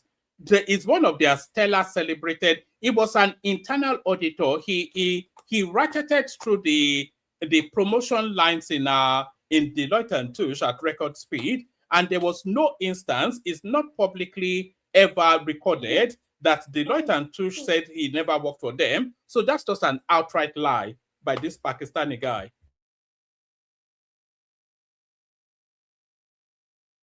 They are positions and oppositions working against to bring demand down. But I can Not tell sure you, Deloitte is part of the Nigerian opposition. no, you can't, because all of these things emanate from the opposition point of view to bring demand down. But they have forgotten this man is the symbol of Nigerian democracy that we have today. He fought the military to the standstill during the Adeko period. He made sure that there's no politician in Nigeria today that will say he did not have a Tinubu tonic in his political stability in Nigeria. Before we go to the audience, I've been waiting patiently. And as a fact check, Deloitte denied that they said he never worked for them. Go ahead. Okay. You have said in the past, I don't even know why I'm bothering, that when was this man born? We don't know where he was born. Well, I should have forced him to retract that statement, because he has said now, because a lot of people would defer to Madio saying that he being an independent person outside of Nigeria and he being an international politics, that he would have fact-checked what he was saying. But Deloitte never said that Tinubu never worked for them, because their records indicate that he was one of their best performers during his Where the evidence now? Can you show us evidence? Yeah, get out on Mali. Fuck off. This savage man, it just keeps breaking my stride. Deloitte never said anything like that. And I will now establish that Daniel should have forced the Pakistani guy to retract that statement. But we're getting to the end now. Apologies for the interruptions by that obedient guy. He doesn't tell us anything. You complained about this. Now you work for him. Has he told you his birthday? If you don't know when someone was born, first of all, he must have been born before me. I guess you know that. And secondly, my not knowing when he was born, does that have a consequential effect on his birth? You said it did at the time when you raised it as an issue. Consequential effect on his birth? And do you now know where he was born? I don't know. Still? Okay. Let's go to our patient audience here in London's Conway Hall. Let's go to the lady here in the front row first. In 2023, President Tinubu promised Nigerians constant electricity within 4 years, saying Nigerians shouldn't vote for him if he failed. Yet the national grid has suffered repeated collapses, including twice in January 2026. What is the government doing right now to stabilize the grid and improve reliability? Yeah, the government has actually strengthened the partnership between the private sector and the public sector. You should know that we took up reforms in the power industry that has allowed the private sector to be fully involved. Some of the state governments have even reached an agreement where they have off-grid and they run their own electricity company in their respective states. So the progress is being made, and I can assure you, by the end of this first time, you would have seen very obvious change that you'll be happy about. Should people not vote for him if the electricity situation continues to be bad? That's what he said. They will make the decision when that time comes. Okay, let's go back to the audience. Let's go to the gentleman there with the hat. Yep. Why should young and emerging Nigerian politicians believe that merit and not connection or lobbying determines their political relevance in the Nigeria of today? I can tell you that lots of young Nigerians are excited by the. In what country has merit ever been the propeller of our political trajectory anywhere in the world?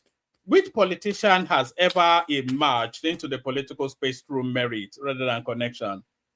You know, and what connection did Goodluck Jonathan have to become the president of Nigeria? It's just a nonsensical question. Just all this half-wits, you know. Prospect of the renaissance in terms of growth, development, and opportunity that the Nigerian government and its policies has provided for them. That's why you see lots of them, they are sending remittances. Some of them are even coming to invest in the tech industry. So Nigerian people understand that in this administration, only merit. President doesn't need to know who you are. If you have the right idea, that administration will provide the enabling environment for you to thrive. Daniel, an overwhelming majority of young people see their country moving in the wrong direction in Nigeria, 91%. What is the source? The Afrobarometer survey from last summer. I question the authenticity of that report. Do you still think this government is a nepotistic government? No, it is not. You said it was in the past. And I'm now saying it is not. Okay, let's go back to the audience. Yes, woman in the third row there, yes? I was delighted to hear that you said that you have rid. Sorry, what exactly is the indicator to suggest that this is a nepotistic government? What's the indicator? A A good 60% of the appointments are from the north, from the northern regions, Hausa people, Fulani people. With all the, I can bring you the statistics yet again. A good abundance of this administration are northerners. Are the largest complement of our Southeasterners in the administration under this administration. So what facts bear that out, that this is a nepotistic government? It's just, it's just this gibberish fact averse.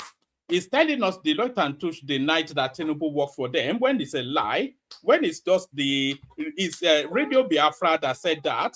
See, that's the go-to now. Radio Biafra is the arbiter of what obtains as news facts in Nigeria.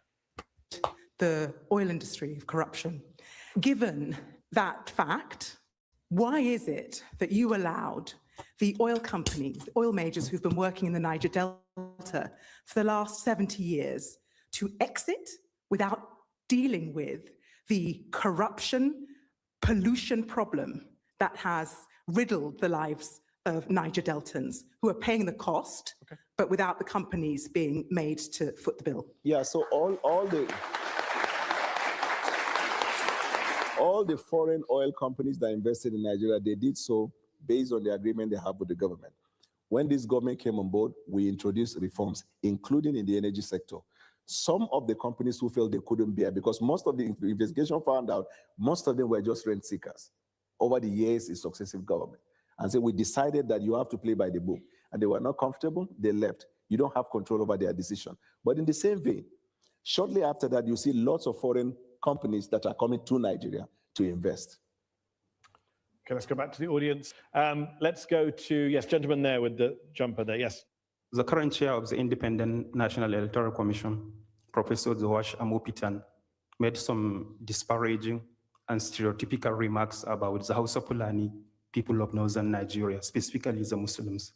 Do you think he is morally justified to continue occupying such a sensitive position, given the kind of remarks he made? My apologies to you for if such a statement was made to any group at all in Nigeria. It is not acceptable. This government promotes tolerance, amongst Nigerians. We also understand the need for the president and the federal government to avoid interfering on institutions of government. I'll be happy to follow up with this point you've raised, if at all such a thing happens. All right, I'm going to go to the lady at the back. Yeah. You've been on different sides of the political spectrum over the years. How do you personally decide when to change your position? And how should the public make sense of that without us losing trust in you? Yeah, politics is dynamic. It is anchored on both national interests and personal interests. And when you make a decision at any given time, there must be a factor, what led to your decision. And in this case, I told you, I made the decision to leave the president because of the Muslim ticket. And after the election, we're now going to governance. I see the president introducing reforms that were necessary for the growth of Nigeria. I made a U-turn to support him. I think that is the basic component of a human being, your ability to decide otherwise if you feel the facts are there. Facts can change opinion. And in this case, facts change my opinion. Isn't he running on a Muslim ticket next year? Whatever he decided, I will trust his judgment, because after he made the decision, we do not see as evidence the maltreatment or disenfranchisement of the Christian minority. Okay, let's take the last question. Gentleman in the second row, you've been waiting a while. I wanted to ask about vigilantes, because if we look at rural communities across the country, often they are the main security providers. So how exactly is your administration working with them to enhance community protection in rural communities while minimizing abuses of power? The president has encouraged the governors to continue to participate with law enforcement in their state for training, for intelligence gathering, and in some limited cases, for them to form a community vanguard. Most of these states where you see these skirmishes or problem in the past, those ones have stopped. What we are now seeing as insecurity is insurgency, terrorism, and Boko Haram. And once it is a terrorist activity in any country, just like in NATO, they say attack on one is attack on all. When it becomes terrorism, then it is the responsibility of the entire nations of the world to fight that and not to be doing blame fixing. Last question from me, Daniel. I know you don't trust any polls, but most Nigerians, I think, would agree. The ones that are in your favor, of course. But most polls show that Nigerians are very unhappy with politics, with the government, with the establishment. They're very unhappy about corruption. President Tinubu campaigned under the slogan, "It's my turn." which many critics would say is symbolic of the Nigerian establishment, that people just hand out jobs between themselves. You said in 2022 that Tinubu made the presidency about himself when, quote, it's not about the people. Can we end the show in agreement that what's happening in Nigeria right now is not about the people? After he won the election, he made it clear by his conduct, action, and executive act that it is about the interests of the Nigerian people. But he ran on, it's my turn. Should really He run actually did not run. It was a statement he made before the primaries. Your facts are not correct. You criticized him for it, Daniel. Yes, and I changed my mind. Do you change your mind in life? I do change my mind. Remember, I moved from the BBC to Sky to MSNBC. Thank you. On that note of agreement, we will have to leave the show there.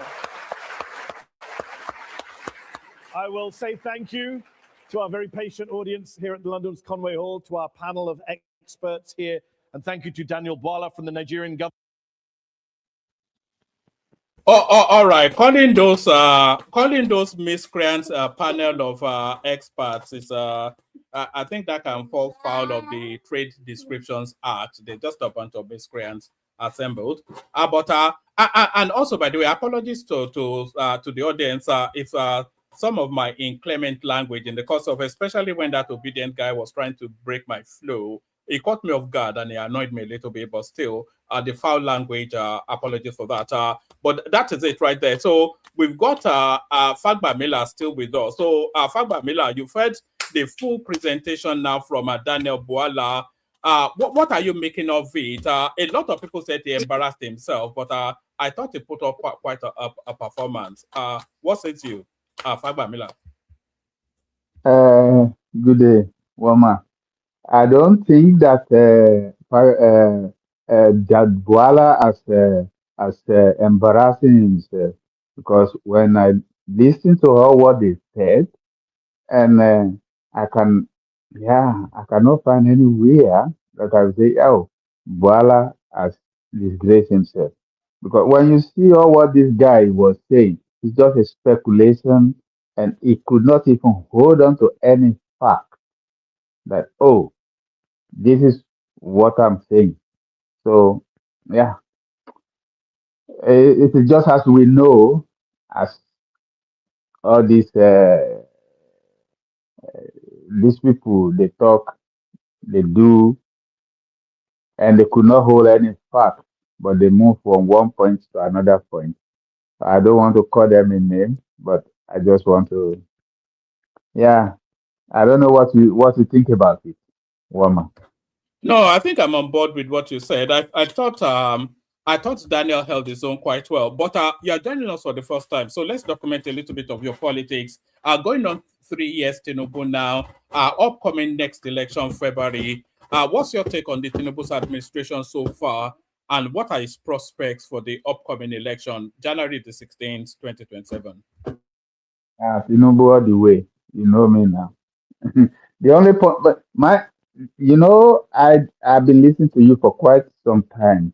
Every day, every blessed day. Only I listen on the watch back, because the time I live here in Europe.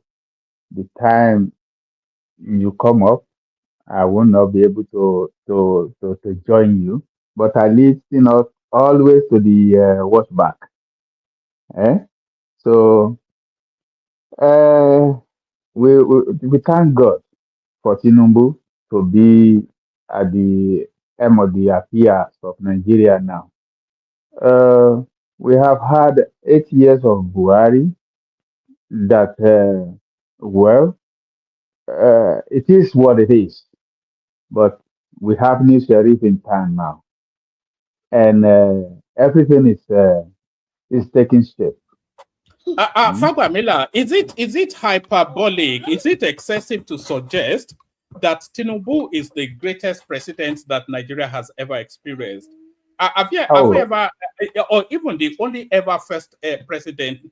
Because by my own estimation, this is the first time we're actually having a president that is trying to build a country. We've never had that in the history of that country. And if Tinubu gets those 8 years, is it too excessive to suggest that after the 8 years and they would have completed the Lagos Calabar, Sokoto Badagry, electricity fixed, insecurity, etc. Will Tinubu go down by 2031 as the greatest black man that has ever lived? Is that excessive? I pray that after Tinubu that we will have another person that will overturn Tinubu's term. That's what I pray. But for now, Tinubu will be it will be the best man that we have ever had. But I pray that after Tinubu, we will have someone who will even overturn what he has done. We have All right, never brilliant. had to. All right, brilliant. Stay with us, Fagba Miller, so we can enjoy your company a bit more. Let's go on from you to Kenny, from Kenny to comparable facts. Maybe Rational Mind will stop hiding in the comment section and come on board. I watched that interview. I think about 7 people sent it to me, Kenny, that Daniel Bwala made a fool of himself. But we've watched it now, and I thought he put up quite a stellar performance. What says you, Kenny? Good to have you. Omar, let me disagree with you a bit. I appreciate the opportunity. Listen, Daniel Bwala actually he did his best he can do. He spoke very well, but the lesson here is nobody knows tomorrow, right? Because if you see, the guy actually used every single word of his against him, and he couldn't defend it. You understand, one man? If when he was in opposition, I did he managed and he controlled his utterances and all the things he's using to attack Tinubu at that time, they would not find anything to use against him. Every single word, every single thing he said, the guy was even quoting the date and time and the channel. You understand? So you cannot say, "Oh, this person is black these days because of politics." That means nobody will take your word seriously. That means you are lying to people. You know what I mean? He tried to change the narrative and stuff, but for me, one man is awful. For the fact that the guy is using his own word against him and he couldn't defend it. Look at when the guy was talking about the what's it called? About the drug money. The only simple thing is supposed to say that okay, this is not happening. Okay, about the Bullion Fund, about the corruption, what is I've said? Okay, you know what? Show me or tell me a single corruption case against him that said this person is this, is that, is and that. But because he was overwhelmed with his own word that the guy is using against him, that's why Bwala was a bit speechless, my brother. I'm not going to lie to you. I was yesterday. I was disappointed because the guy was using his word against him, and this is a lesson for every single person that wants to go into politics. Don't say because I'm in APC today, let me attack this person to the point that I will not be able to come back out of it. What do you get my point? No, I get your point, but my argument is that it's the nature of politics to use the worst words against the opposition. Citing Peter Obi, even though that's a poor example, but let's just cite him for contemporaneous reasons. Citing Peter Obi, who told us that he was coming to dismantle the structures of corruption, and now he's in alignment with Abubakar Malami and El Rufai, etc. Politics is there's no permanence now, it's only self-interest, and that's what he's saying. And that was his response as well, that look, that was my politics then, this is my politics now. Yeah, one man, Asiwaju Bola Tinubu. Yeah, this guy's been playing policies for years. Hardly you can use his word against him about opposition or about personal or about somebody. He will play his game, he will throw a jab, but not to this extent that they are playing it. Even in the UK, that me and you both of us live, you know, there's limits of what these people that can say to themselves because they know tomorrow people can turn, they can use it against them. But in Nigeria, people say a lot of things because you think where I am now is comfortable. Let me just throw away everything. You understand? But it's somebody that I like, and I'm glad that he's managed to come back from his own shackles and all that. You understand? But this is a lot. I'm telling you, even himself, he will go back home on that day, he will be shaking his head that, you know what, I mess up. the other part about economy and stuff from beginning he was doing very well. But when it comes to the part that is using his own words against him, my brother, Daniel Bwala failed totally. I'm telling you. Kenny, He failed totally. Kenny, can I interject you, Kenny? Yeah, you can interject me, sir. No, okay. You see, this is a politician. Yeah, they say one thing today. It is only what they have in their hand. Tomorrow they will say another thing. You shouldn't, honest people don't be a politician. You cannot be honest and be a politician. They change like a chameleon every day. Every day. He is saying that thing at the time that is in the other side. But now he is another side. So, and he has to defend someone that he has condemned completely with everything. I know I won't do that job. I'm very surprised that he is doing it either. But yeah, that is politics. Yeah, but my brother, Today they will say this, and tomorrow they will say another thing. Sir, we have other people in opposition. I just made the example of Asiwaju Bola Tinubu. He is the father of policy in Nigeria. You know what I mean? He's been there before Bwala. He's an example that someone's supposed to emulate. I've not seen him go out like that or say things, you know what I mean, just because I want to, score a political point. But I'm saying other people, this is a lesson. Other people, see, the other politicians that want to go into policies or they want to be a spokesperson, they should use this as a case study.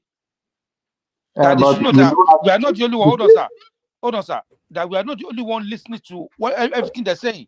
Now we are enjoying it. You see, we are enjoying what they're saying. We are having a laugh. We are throwing jab to each other because we are enjoying all the nonsense they're talking about. But in future, when they want to achieve something great in life, that's what they're gonna start playing their tape back to them. Me, I'm for Tinubu 100%. Everybody know me. You understand? But for this, no, I'm not gonna defend Bwala. Mess up. All right, brilliant. I somewhat disagree with you, Kenny, but then that's the beauty of it. We cannot all align. I think Tinubu is probably one of the greatest politicians of the 21st century. So I don't think you can compare Tinubu with somebody like Bwala, who is just a lieutenant. Daniel, not Daniel though. Kenny, let me move it around. We do five minutes monologue. Everybody gets to speak, and then we open it up to a more robust conversation. We go up next to comparable facts. So good to see you, my guy. 5 minutes from you. We're reacting to the Daniel Bwala outing on Mahdi Hussein's platform on Al Jazeera. Yeah, good morning from here, in California time. Good afternoon where you are, Kenny, afternoon. And the other guy that spoke, afternoon. Wow, I'm kind of flabbergasted. I watched the whole thing from beginning to the end. But having said that, the people on this platform, the guy that spoke earlier, I don't know what he watched. And you too, I don't know what you watched, one man. But let's just keep the fact. Let's make it fact. But I'm surprised about Kenny that I actually said certain part of the interview that the man goofed. The man was disgraced. It was a demarcation of Nigeria. That is the one that baffled me, that Kenny actually came here to make some factual, statement without relying on ideology or whatever, my kinsman. But I'm just going to make that comment so it doesn't really change anything about how I feel about anybody here, But having said that, this is where we are, political communication often involve a complex, interplay between factual information and persuasive rhetoric. And what Daniel Bwala, displayed yesterday was, I don't know why you should still be in the cabinet. You should have been fired. You completely demarket Nigeria, demarket Tinubu, because everything. I don't know. Does he know who Hassan Mahdi is? I watch that guy religiously. The guy come with fact and empirical. Every debate, this is just strictly me. Maybe somebody has beaten him in any debate. Every debate that he embarked on, he never lost. He come with factual information. So why did Daniel Bwala didn't prepare?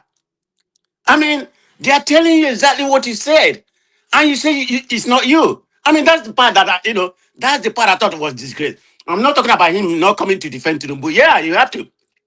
As a politician, that's where you accepted, this debate to defend the government. But you did the worst of all I've never seen. Even the other minister that did the other day was okay, but this guy just lied. This is fact. The only thing Madi put everything that he said, and he said he didn't say it. The only thing Madi didn't do, he should have bring a video of where he said it, because those videos are compiled where he said everything that Madi said. But he did not. That's the part. How can I believe the lie part of it? Forget about defending, defending Tinubu. All politicians does it. Here in America, everywhere. It doesn't matter. But when somebody quote what he exactly said, you just lie, say, I didn't say it. That it doesn't make sense. Everybody in the audience know that the guy was lying. And it's a disgrace to the country having this kind of person. You think he was in a Rise TV. One man. I know how you are, so I'm not gonna put you in that category, okay? But the only person I'm gonna put in that category is Kenny, that says somehow he didn't present himself. But the other guy, I don't know what you watch. Okay? I'm not here to battle with you or whatever, that's your opinion. But any human being, any reasonable human being, know that Daniel Bwala, didn't put himself well by any means, not even a minute. He made some points about the government, but this guy was putting Barbados. The part that was so annoying, he said, I didn't say it. Did you see me? I said, oh my God. If that's the only part Maddie didn't prepare, bring the code live, exactly where he said it. But one man, Daniel Bwala fell, okay? Fell all the way. Do, There's do you nothing. do you think context matters in political? Yeah, contest matter, pronouncement? but that's what he's trying to make, that every time he say contest matter. Yeah, contest matter. But this contest is very, very clear that this is what he said, regardless of the situation. The context matter, but that's exactly what he said. That's the part that he did not input himself Do well. you think the role of the opposition is to try and disparage the government and undermine them? Do you think that's what opposition do? Yes, here and in Nigeria, that's what they're supposed to do. Yeah, he was in that, but it was an opposition figure now. So should he have been exactly one man? I'm not quarreling that part about the virtues of the government. Should they have been singing their praises? No, one man, you are definitely right. But the problem is that what you said, and they told you say it's not me. Come on now, one man. Let's be realistic. Let's be human. Let's be mature to a certain extent. It's the part that he was lying. He could have pivoted. If you're a good politician, say, yeah, I said it, but he said he didn't say it. Can I ask you one question, sir? Yeah. Okay.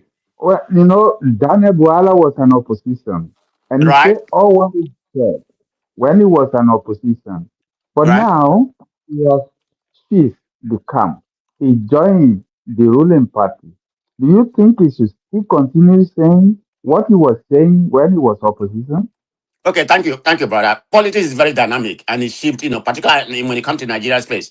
They have no doctrine, they have no ideology. There's nothing like conservative or liberal, where your ideology, supersede everything before you move to one party, every other party move, But having said that, is the part that Hassan said, this is what he said at this day, at this time, that he said, I never said it. Come on now, brother. Do you believe what I'm saying? I'm not saying he's in defend Tinubu. That's what he's supposed to be. If you when he was in opposition, he's supposed to oppose the government. But what you say is what he said. This is the day of media. Everything you said is there. If you look at Nigerian space right now, they went to the extreme. They have compiled everything that he said and what he lied here. And Madi is gonna see it where he already know. So that's the part I'm saying. Two more minutes, Prestige. Then we go to Ola to Niger. 2 more minutes. Yeah. But I'm eating right now. But that I'm not gonna take that much time. But go ahead and go to the next person, okay? Then I will join when you open, okay? All right, brilliant. Good to have you here. That's Man of Prestige, of course. Started above San Diego, then went to Man of Prestige, now comparable fact. So the ever evolving is just like Daniel Bwala, isn't it? But Ola, 5 minutes. Good to have you, Ola. Yeah, hello everyone, and happy weekend wherever you are. See, this drama, one good thing about what is happening now is that I think the global community is watching over Nigeria. They are looking at whatever that is happening in Nigeria, which I think is good for our democracy.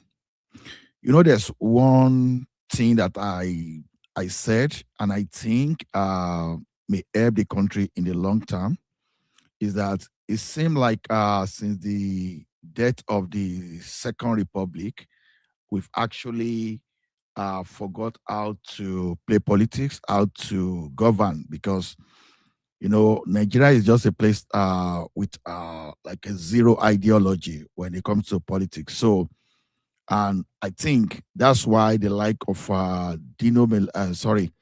Reno Mockery and this Bwala now are walking into serious trouble.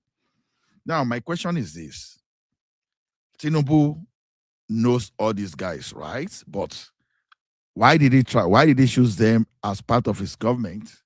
And they are now in the critical aspect of that government.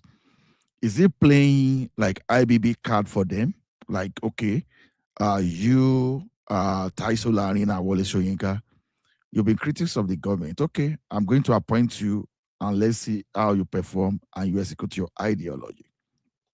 Now, you see, one thing about what is happening in this Daniel Bwala thing is this. Is past. What he said in the past now is actually haunting him, and he cannot defend whatever he said in the past. Exactly. But what I don't know is this a lack of integrity on Tinubu or on him now? Because you said something in the past and you are unable to defend it. And unfortunately, he said all those things in the era of internet. And see, whatever you have on internet now may be there forever, depending on or whatever is happening in the global community. So now he could have just owned up.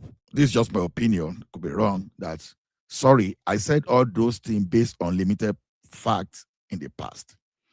No, he needed not deny all those stuff, because when someone was trying to be firm against you, you should have thought twice to say, okay, look like this guy as a fact. Just own up. Oh, sorry, that was the limited thing I had in the past. That one will have just maybe lessen the tension as it is. But trying to argue against what you said plainly is difficult, because now the question would now be, what you said in the past, were you saying the truth or you were lying? Because if you were saying the truth, you don't need to remember anything. But if you are lying, you need to remember a lot of things, and you have to be consistent with your lies for you to cover. So I don't know. I think the like of Bwala and any politician, you should be wary of what you say. Don't say because you are bitter against your opponents that you just have to say anything or everything you cannot defend. Or at least you should have had some level of integrity that, okay, because I said this thing in the past and this thing can hurt me, if you get this type of appointment in the future, let me just step aside. I will not take it. So to me, yeah, he throws bad lights, I think, on Bwala more than Tinubu himself, because 2 more minutes, Ola, and then we're going to Niger. 2 more minutes. Okay. Because basically it's like tactically, it's like you are denying everything you said in the past, or you just swallow whatever you said in the past, which is not good. But the positive aspect of it is the fact that the global community, they are watching, and I think whatever that, because I let's not blame that journalist. He's just doing his job, and I think whatever he's doing today, if Nigeria will ever be together tomorrow, will help our politicians to develop. Should I say I feel for Bwala? I don't know, but his performance, whatever pressure, I think it's on him. So everybody that lies against the government today, or you are saying whatever you cannot defend, this is a typical example for you tomorrow to be very careful in whatever utterances, whatever you utter, because you don't know when this thing might come back and hurt you. Thank you. All right. Just one question, very short answer to it, and then we're going to Niger. Do you think the presenter? Do you think he was paid by the obedience? Did you get the sense that He was bribed by the One obedient. man, one man. I'm coming. It doesn't. It was doesn't matter. Even if it was paid by obedience, there kudos to obedience for at least for putting pressure. That's our that's what I think our opposition politics should be played. If they put pressure on him, they paid him. Please let them pay him more and expose more so that put everyone on his toes. So we can't be saying Shaki or to everybody. We have to, even if you are at 90%, we have to put pressure for you to do 90%. So obedient, please pay more and let's have more. One man, can I say something to Bwala drop, please? Let me say this quickly. One man, Bwala should resign as of tomorrow for what he did today.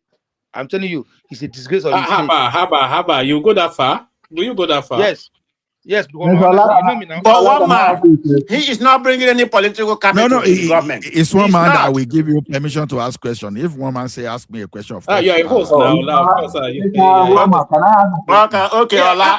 Ask him a question, very brief response, and then we'll move it around. We've got two Niger waiting and Rational Mind there as well. So Okay. after question, brief response, we move it on. Yeah, Mr. Ola, do you believe that person like Bwala, they are political jobber, that wherever who employ them, they serve?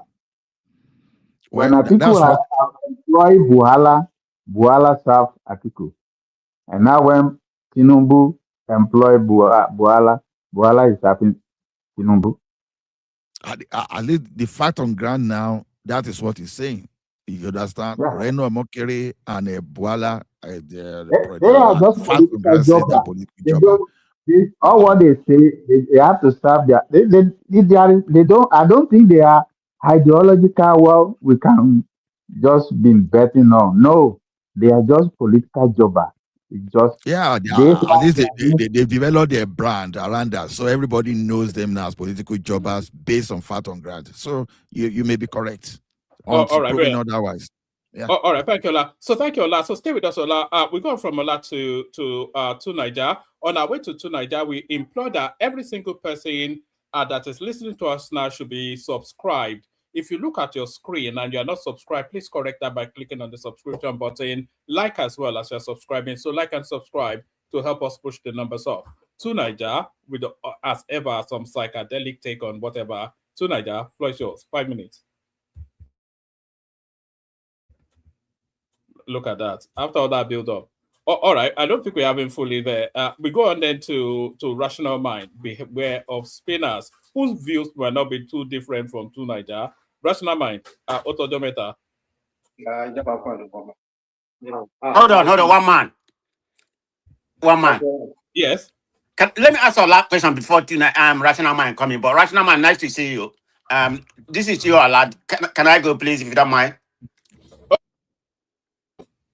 All right, but you have to be brief and to the point. So okay. That, Okay, well, Ola, like I said, many Nigerians, described the Al Jazeera appearance as embarrassing, for the government.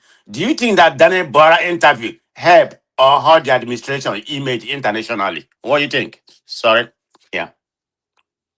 Well, that would be subjective. Like I said, I would rather shift the thing on Bwala and co-political jobbers. Of course, Nigeria situation is very difficult to defend as it is now, because how do you explain paying of soldiers? Do you know how many soldiers said to be paid like in the past few days? Then we are both rank and file and even a major general. You understand?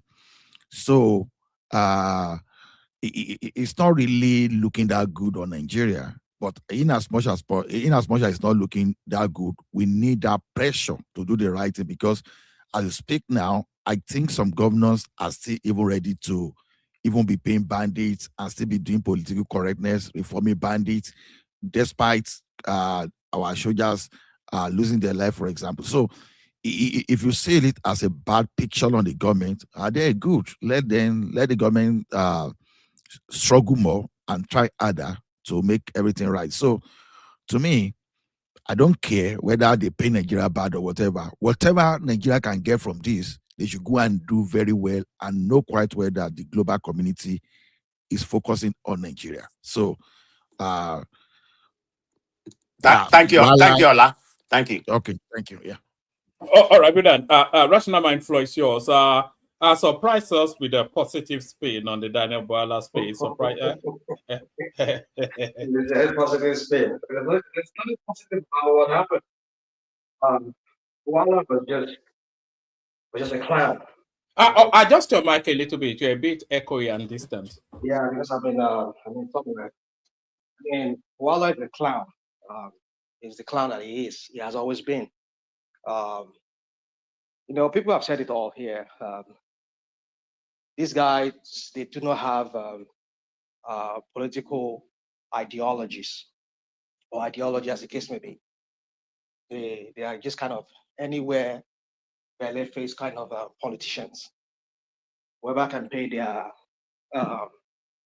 them what will make them have their living. They are always in tune with that. No ideology, no concept, no nothing. It's just whatever makes their daily bread for them. Just to be in the limelight, to be relevant, that's what they care about. The likes of FFK and the other one that is now the minister, the ambassador designate to, are they still going by the designate? Well, that's what I heard. They said now he has given them their post to Mexico. What's that guy's name? Reno. Reno. Kiri, as people call him. You know, is he going to Mexico or Germany?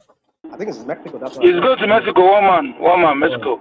So who is going to Germany? I think Germany Fanny is going to Germany then. Is it this? Fanny is going to Germany. Who? Fanny is going to Germany. Oh, Fanny, yes. But then this guy's wife, former Oyo State Governor, Florence, what's his name? She's going to Austria. I think one of their sons is in Austria. Was born in Austria. I think Jumobi has a oil company here in America, in Texas. And there's somebody who knows him. So yeah, that's why I'm speaking to that. So anyways, my point is just that these guys, they do not have ideology. You know, the thing is this, for me, the whole thing I see about this Bwala thing is that I think Bwala has hit the rock.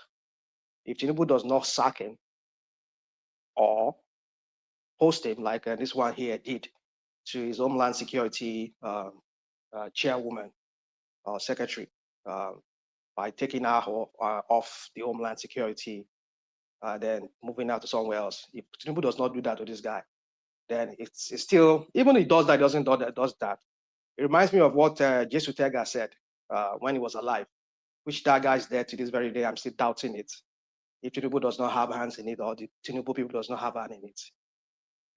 Because, you know, it's been said, El-Rufai said they imported some kind of chemicals that is known to slowly cause your death, cause someone's death. That guy's dead to this very day because this guy was the guy who was on Tinubu's camp, who fought tooth and nail to have Tinubu re-elected. And when he started saying what Tinubu was doing, he went against him, and he was saying it on live on national TV stations that he will work against it. The next minute, we had this guy is dead. You know, so just to take said something, he said that why would Tinubu employ people like Bwala? Why people like himself? He said he doesn't want anything to, even though maybe he wants or he doesn't want. He said there are so many of these people like themselves, like himself, who work for Tinubu. Tinubu never looked into that. So my point is this: with that is that kind of indicts, or should I use the word indicts? That kind of show to Nigerians the kind of person Tinubu is. Tinubu himself does not have ideology. People that fought for you, who bought into your manifesto, who promoted you, you not even look at them to even want to like give them job. I was even wondering, why did they send this other guy, what's his name, to go and represent, to go and do the whole talking instead of that guy? What's his name? This guy that worked for Premium Times that was attacking Obi every time. Sorry, Rational Mind. Who is unmuted? Did you want to interject? Otherwise, your background is interfering. Yeah, I want to interject on Rational Mind before you continue later. All right, carry on, Rational Mind. So what's that? What's that guy's name? Yenuga, what's his name? What was that guy's name? That guy that works for Premium Times, that is Tinubu's spokesperson. Why didn't they send that guy to go and do the whole talking? Ononuga Bayo is the presidential spokesperson now. So what's this guy? And he doesn't speak English. He doesn't know how to what?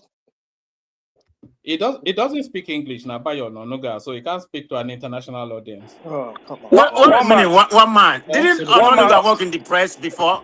What are you talking about? But he speaks Nigerian English. No, he doesn't have the brain cell. That's what he's saying. He doesn't have Nigerian English, and he doesn't have the brain. It's not a quick thinker. Even their local champion, Bwala, can you see how he disgraces himself? Can you just see how he disgraces himself? You see, these people, they have erections when they are in Nigeria, like that one that calls himself Tinubu. Don't you see how he performs when he's outside? He starts acting like Omodo when he's elsewhere. Can you not disrespect our president here today, please? Let's make it civil, please. Don't disrespect him. I won't allow that. Don't give me that. Don't do that. Don't give me that BS. No, it's not enough to be a father. Please don't do that.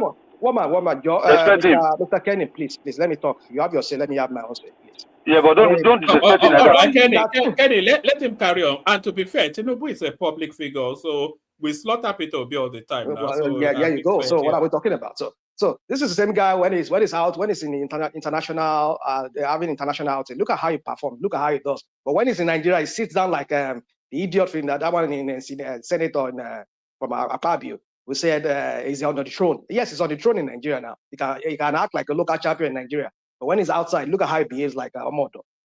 But my point is this: let me just by the side.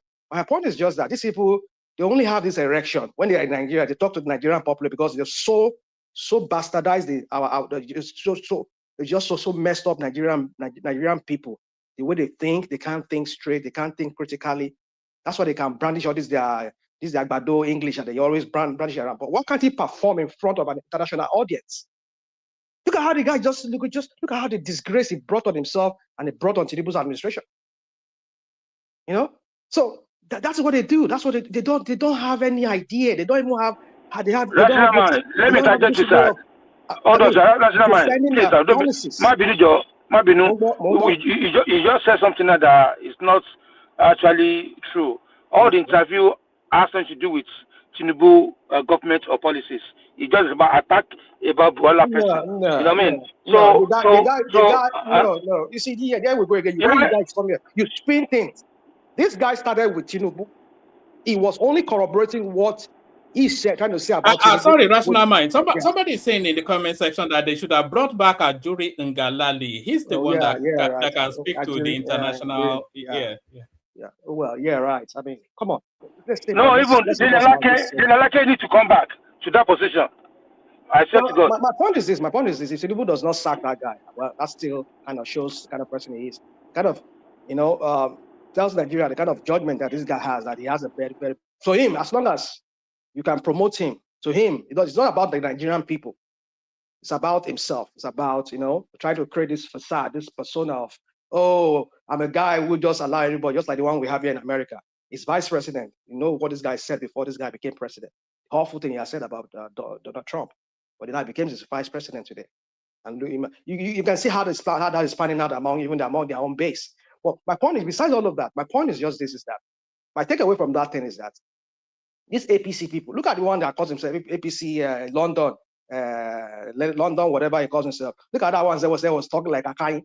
We're just talking like, you can't even understand what the guy is just saying. You can just see him. He's just like this APC. What I said when I said this same Bwala, he himself said, I think he was caught saying in the past that whenever you join APC, you lose brain cells. That's what has happened to him. You cannot defend Tinubu. It's the guy's policy, the guy's antecedent. It's indefensible. You can't even defend it. So why go embarrass yourself in front of international audience? So my point is, let me just leave it at that, because I have other things I have to jump on. What about the way Tinubu handled their Americans as opposed to the way the Iranians? It was quite masterful. They don't have Tinubu time right now. One matter. Please, I want to respond to what that's not my really quick, please. Permit me. All right, but please don't attack him, though. Don't attack him personally. No, he's my friend. I'm not going to attack him. I'm not going to attack you. I just want to correct him. I want to correct him a little bit. You know what I mean? For You know, saying you want to correct. You ain't correct. I mean, yeah, let me okay, let me put your let me put your eyes to see some things. Yeah, see, we are all talking about this. What's it called? This interview that Daniel Bwala just disgraced himself. It has nothing to do with Ashwabi Tinubu. You understand? And I'm challenging you to a debate, me and you. Yeah. Let's talk about policy of Ashwaju and policy of your opposition, the person you are supporting. One man should leave me and you together and debate about these things. No problem. Ashwaju is the best. Listen, is the best. Yeah, that we don't attack. Let's talk about policy to policy. No problem. And I'll give you, I will lay down one by one what this man has done. Is the best president that's ever happened to that country in this of Nigeria. Look at our foreign reserve. Look at foreign reserve now. 70 years. Even World Bank, they said they are studying Ashwaju reform. And they are telling other nations to follow the steps and copy trend. One man arrested me now. It's the truth. It was well publicized. The video went viral now. You saw it as well. This was what Azan said. Why people always about validation from IMF? I'm telling you, fact check me. Like, what are you people talking about? How many times have you heard? Don't give me that verify. Don't go and steal somebody's. Don't do it. Is that your slogan? Your OB slogan? Verify. Yeah, what I'm saying. Don't go and steal a big stock. Go and verify. Now you can know and go and verify them, right? But when is the own time? You people, you make mockery of him for saying, you see, you people like to do this thing. Hey, IMF, but when they quote the same IMF stats against you people, quote your Bureau of Statistics. They quote, look at what they were quoting in front of this guy yesterday. They were denying it. Hey, amnesty is biased. Yeah, if amnesty talks something good about it, rational mind. See, everything that guy said, everything, every question that man asked Bwala is not all about truth. It's about hearsay. There's no fact in every attack. I'm blaming this guy. Those numbers of people that were killed as a result of insecurity. I don't know facts. Rational mind, if you don't mind. Rational mind, if you don't mind. Sorry, Ola. Let me drop you. Shut it down. Thank you, everyone. See you tomorrow.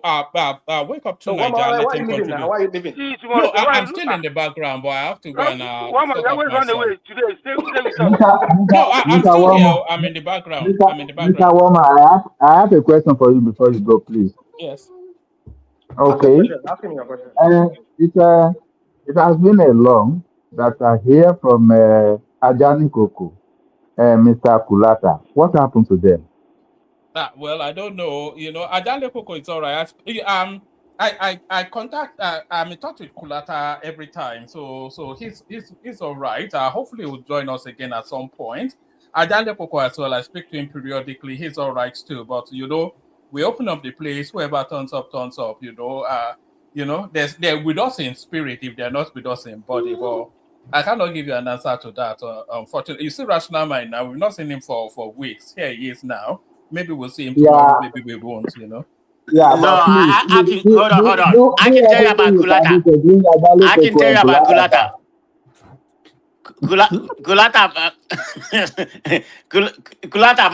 Gulata has been hurt. You know, the incident that he had with Chioma. So his feeling has been hurt. That's what it is.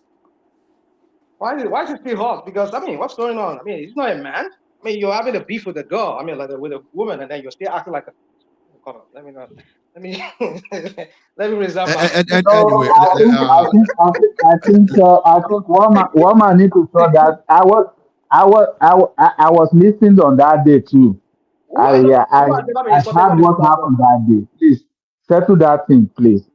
Who has never been insulted on this platform? So have I not been insulted on this platform? Have people not called me names? Have people not treated me with insolence here on this platform? But here I am. I'm still here. Not because of anybody. I'm here because of one man and people to hear the truth. What are we doing here? I mean, they will come back. They will come back. Oh, you don't see Kulata Egbagboro, Kulata on Lenworo, because the thing is, he has been here. He has said so many things about Tinubu. Rational mind. Rational mind. My thing is this on this. You know, it's not as if Tinubu is not competent. It's not as if he's not doing some good things. Hold on. But the past is altered because, you know, the lesson we are learning here is this. you want to get something. For example, you want to pass an exam. What is happening now is this: I'm not necessarily passing judgment because we are all human, right? It matters how to pass that exam. Now, you went and passed your exam through examination malpractice, and someone now raised that in later in the future. You understand? Even if you are the number one most genius in the world, as long as they are still able to bring out how you manage to pass exam, then that's where what is facing Tinubu is coming from. See, you cannot deny how APC, for example, weaponize insecurity to get to where they go to. You can never deny that. So you can never. So it makes everything messy. But if you want to look at that thing in a you isolate things. You want to look at that critically. Do you believe that Tinubu is bringing the country back, to on track in restoring the country? Well, I stand to be corrected. I will say yes. You remove you execute the subsidy things. You understand? That's where some people used to steal the country's money. It's positive. Your naira floating naira. Now that's another place where people used to just allocate dollars to themselves without doing anything so solid and make millions, billions of money. So NNPC now we are having this story of about 210 trillion naira, and is putting lights on those areas. You understand? All those Why things do not put on the right appears area? to be Don't positive. skim through all these things. You're saying all these things because these are just a talking point people like to do here. You just keep saying things like, okay, you're talking about 1.24 something trillion that you said it uncovered recently. What is he doing about? You just said it now like as if he's doing something. Like you talk about his fuel subsidy regime and everything, and now make it look like as if he's achieving something. Tell me what has he done about that 2.something trillion? Where is that money? He's the same guy, not there, the same guy, the same MD that he puts there, the same new MD, the Yoruba guy from Kwara State. Ask So, what yourself is he a doing? simple. Are they cover Ask the yourself. money?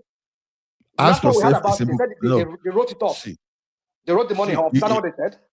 you know one thing I've But preached you make it here sound is like that as if he has done something magically, he has discovered the money somewhere. You see, this is the dishonesty that you people like to do. You will use some half truths, half lies. You shock it here, shock it here, shock it here, just to deceive the people of Nigerians. I mean, you people, you need to go and get this your lie right, because sometimes when you just do something as if everybody's just so dumb that we can't even factor, we can't really see when you people are being dishonest. You just said it now that 2.3 point something trillion naira that was missing. Now Tinubu has done something about it. What has it? Okay, tell me, what has he done about it? Hold on, bro. See, I've preached control, preventive control, not only damage control. You see, one thing is this: you discover that 210 trillion is unaccounted for. Now you know that, okay, why didn't we get accountability for this thing? You understand? You're not still okay. You discover that you were supposed to be paying into the federation account. You were not paying. You were just doing the money the way you like. And this man is now saying, okay, going forward, this thing has to come into the federation account. That's a preventive control mechanism. Now, when you now want to do damage control, it's another thing. You are creating opportunity for lawyers and those people that want to make money. You will hear a lot of noise. Maybe you'll be battling that thing for the next 10 years, 15 years. Hold on. Let me land. You land. Is it not the same thing that this guy Peter Obi said that he will not close shop because of thieves and start running? Is not that same concept that you just said now that Tinubu did? Isn't that what he said? But when he said it back then, people were saying this guy doesn't know what he's even talking about. I mean, you see, people are just so hypocritical that sometimes I just look at what are you people doing? The same concept that this guy said when during his campaign trail when they were running in 2023, said he will not close shop and start running after thieves. Why would he close shop? That was what you just said that Tinubu just did. If I thought you ever did that. Although I heard that they said they want to put everything in one treasury now, whatever the crap they said they want to do. We heard about that, but we'll see how that pans out. Because these people say one thing, we see another thing done.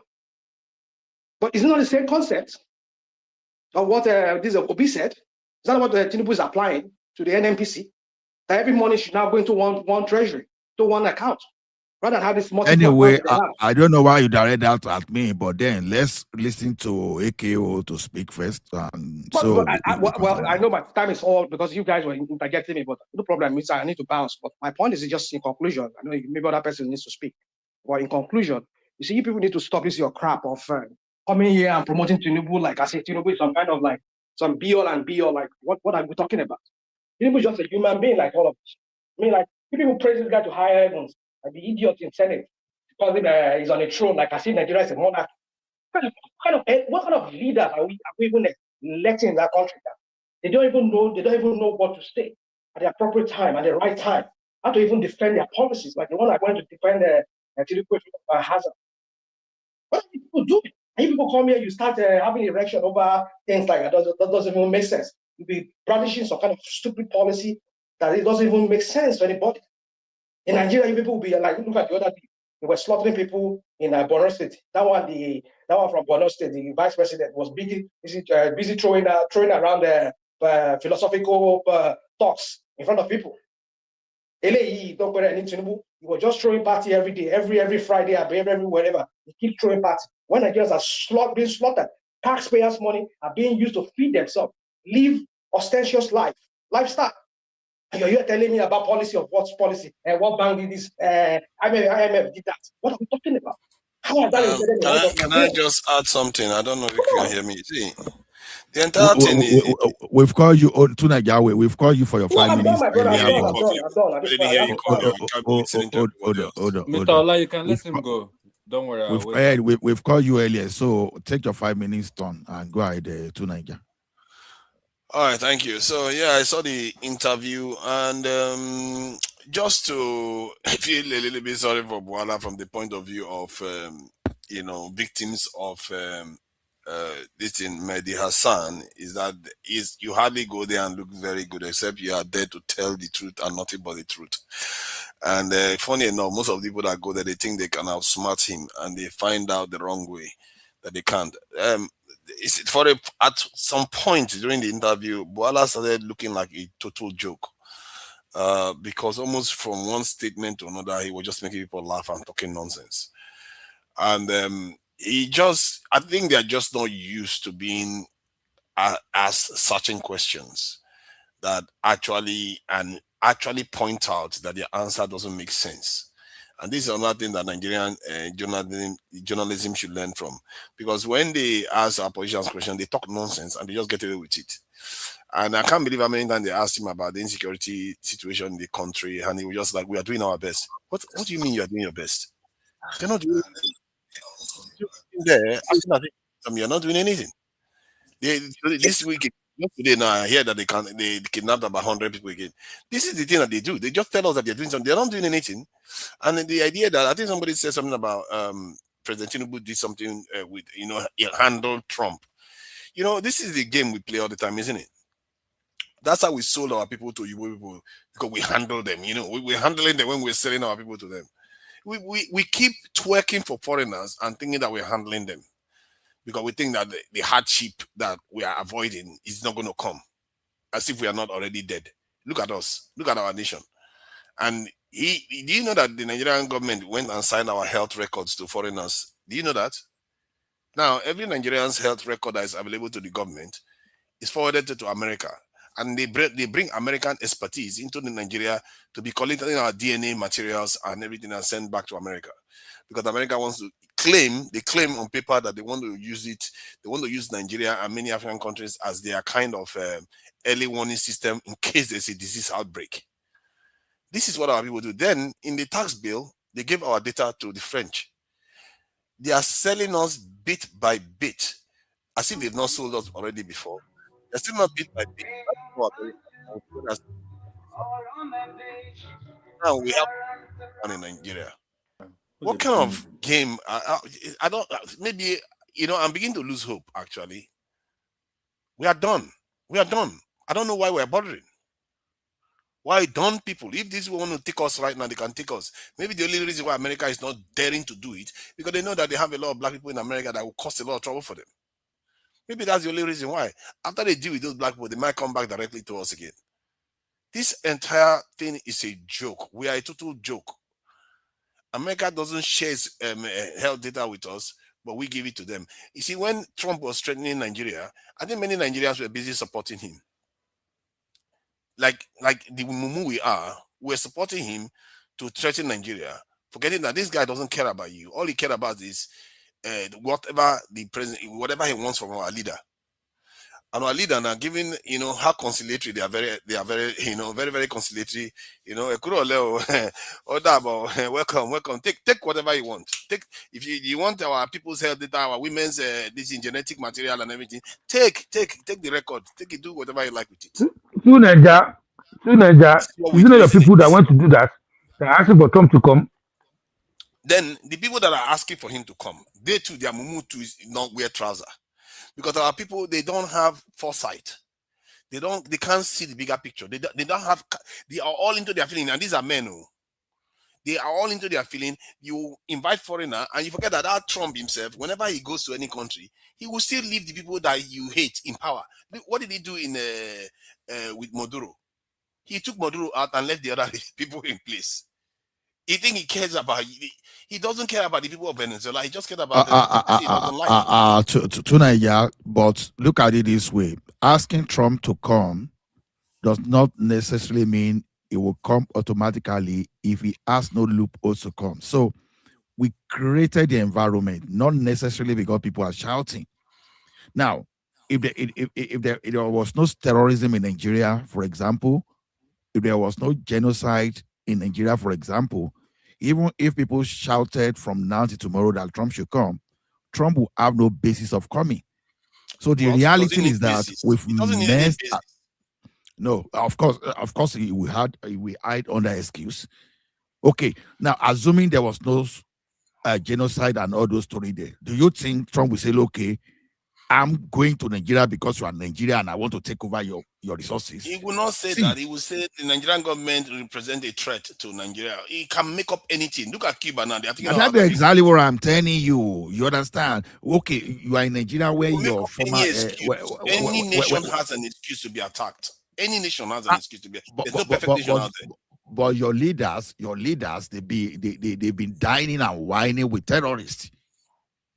You understand? Our leaders have been the biggest terrorists are the Western nations themselves that are terrorizing the rest of the world right now. See, not all of them anyway, because Spain is not part of this. I think in the UK now is even backing out. Let's talk about solution, please. It's enough of complaining. We have ourselves to blame. So simple as we defend people that are keeping us weak every day, and many of us pretend as if we didn't see what Tinubu was doing when he decided to go and change our national anthem to that of Oyibo woman. Because what has that got to do with anything? What has that got to do with anything? What that tells you is that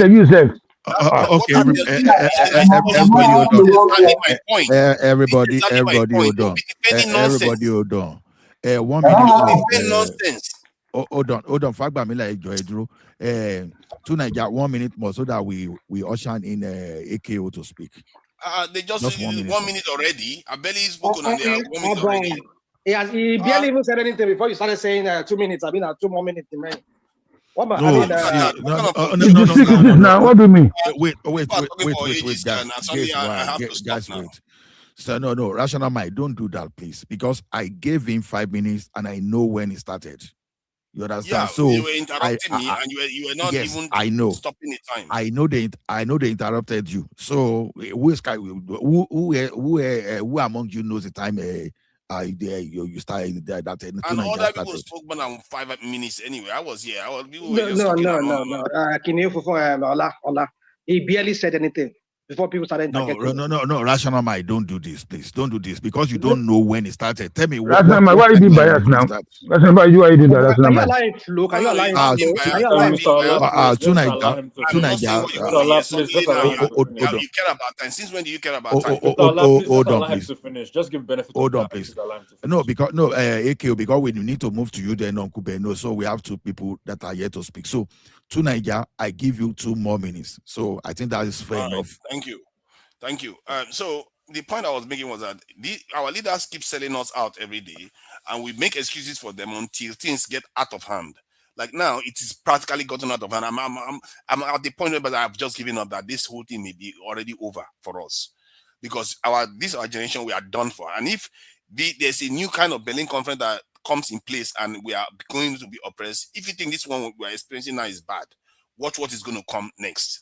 You are going to see things that you will never believe you are ever going to see in this life, because some of the things the sins we have committed is just out of control. And when I said that Tinubu changed our national anthem to that of Oyibo woman, the national anthem itself is not the issue. It's the fact that he didn't think Nigerians were good enough to make their own national anthem. That tells you everything you need to know.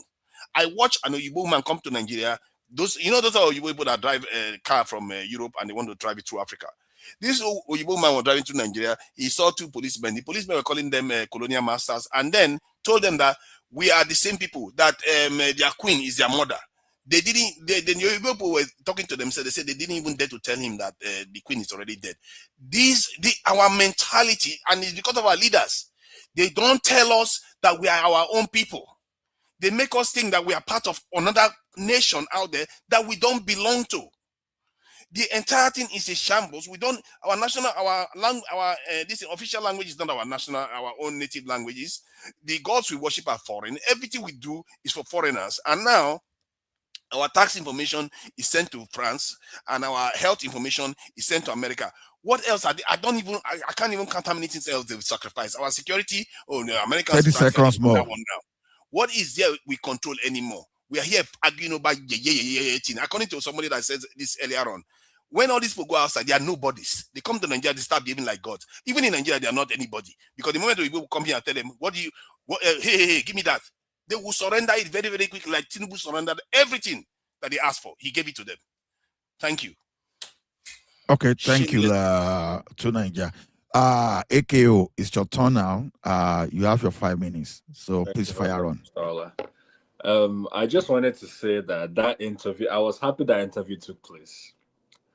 And in a nutshell, that was a disaster class. When I juxtapose it with the interview that our foreign minister at the time, Yusuf Togar, had with Piers Morgan, when I contrast those 2 interviews, it's like day and night, I said, what? First thing I thought to myself, I was like, I want to go look at this man's antecedents. This is somebody that apparently is a member of the Nigerian bar, member of the English bar, has his own law firm, has a master's degree from Convent University in law,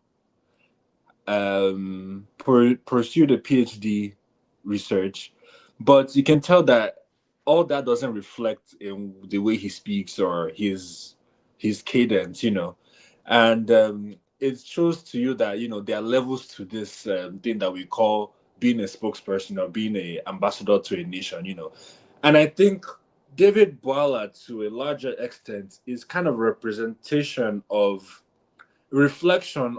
the psychophancy, or rather what I would say the hypocrisy that in some end that Tinubu has enveloped himself within, unfortunately, because I don't see why such an individual figure should be appointed as a special advisor. Even the path, there were so many parts in the interview.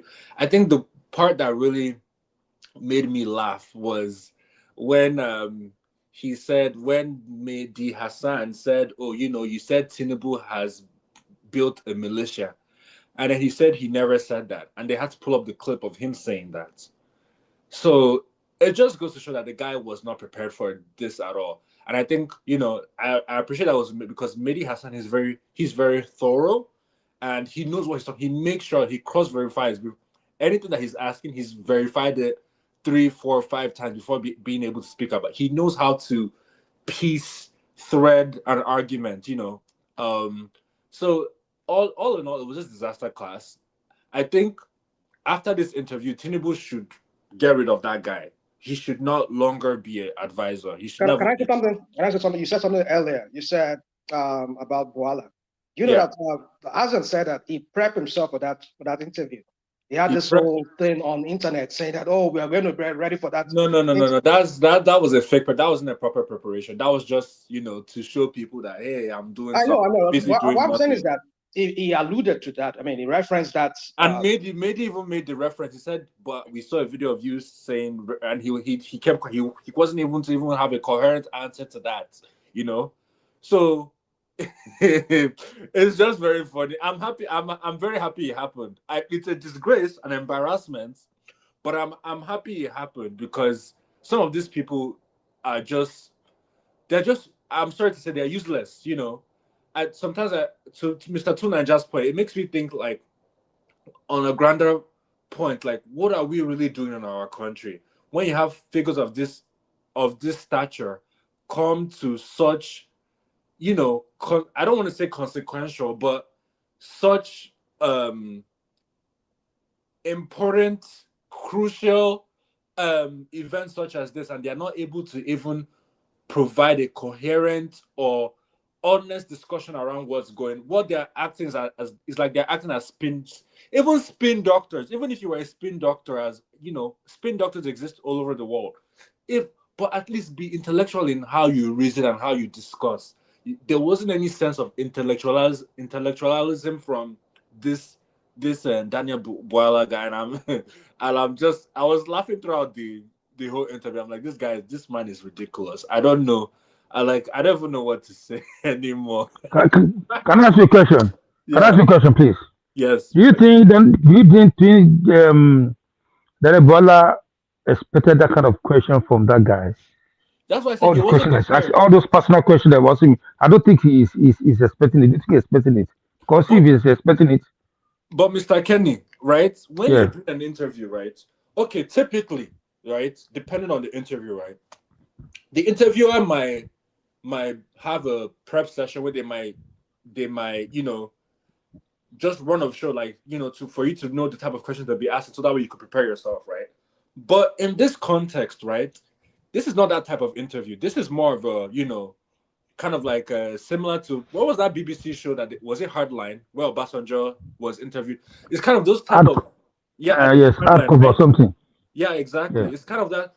So in those type of interviews, all is fair. Like there is no, you have to be prepared. There might be a curveball question. You have to prepare yourself for that. And I think David Bwala did not prepare himself for that. He didn't.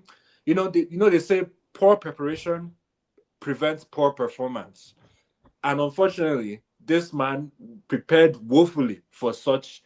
But at the same time, Mehdi Hassan on an international level is way above. AKO, 1 minute more. Sorry. Mehdi Hassan is intellectually sound and is way beyond the league of David Bwala. So, of course, I wasn't expecting. I would have been impressed if he was able to hold his ground, but I'm sorry, it was just disaster class overall. That's all I have to say. Okay, my last question to you, my brother. Let me ask you this last question. Yeah. So for the fact that the interviewer asking all those questions and all those, although he's digging those things from Bola, do you think all those questions he's asking Bola, do you think is a true reflection of the truth of today, or did they have any truth in it? Let me put that way. Because personally, I believe all the question is based on hearsay. Is there any truth in all the questions that is asking Bola? I mean, when you're a journalist, right? You're asking questions based on verifiable sources. Now, the challenge to that, Mr. Kenny, to your point, is this Nigerian situation. What is verifiable information, right? We don't really, us as Nigerians, we know what's going on in Nigeria, anecdotally speaking, right? But when we talk about data and numbers, we don't know the quantum to this issue, but we know it's a huge problem, right? So that's the angle. But is that the fault of the journalist necessarily? Do you know why I said that? Sorry, allow, sorry. Do you Yes. know why I I asked want that to question? Mr. 1 minute. Sorry, 1 more minute. Yeah. Mr. Kenny. Yeah. Yeah, do you know why? Do you know why I asked that question? Because when they asked that Bwala that, the person you are supporting is very, very corrupt.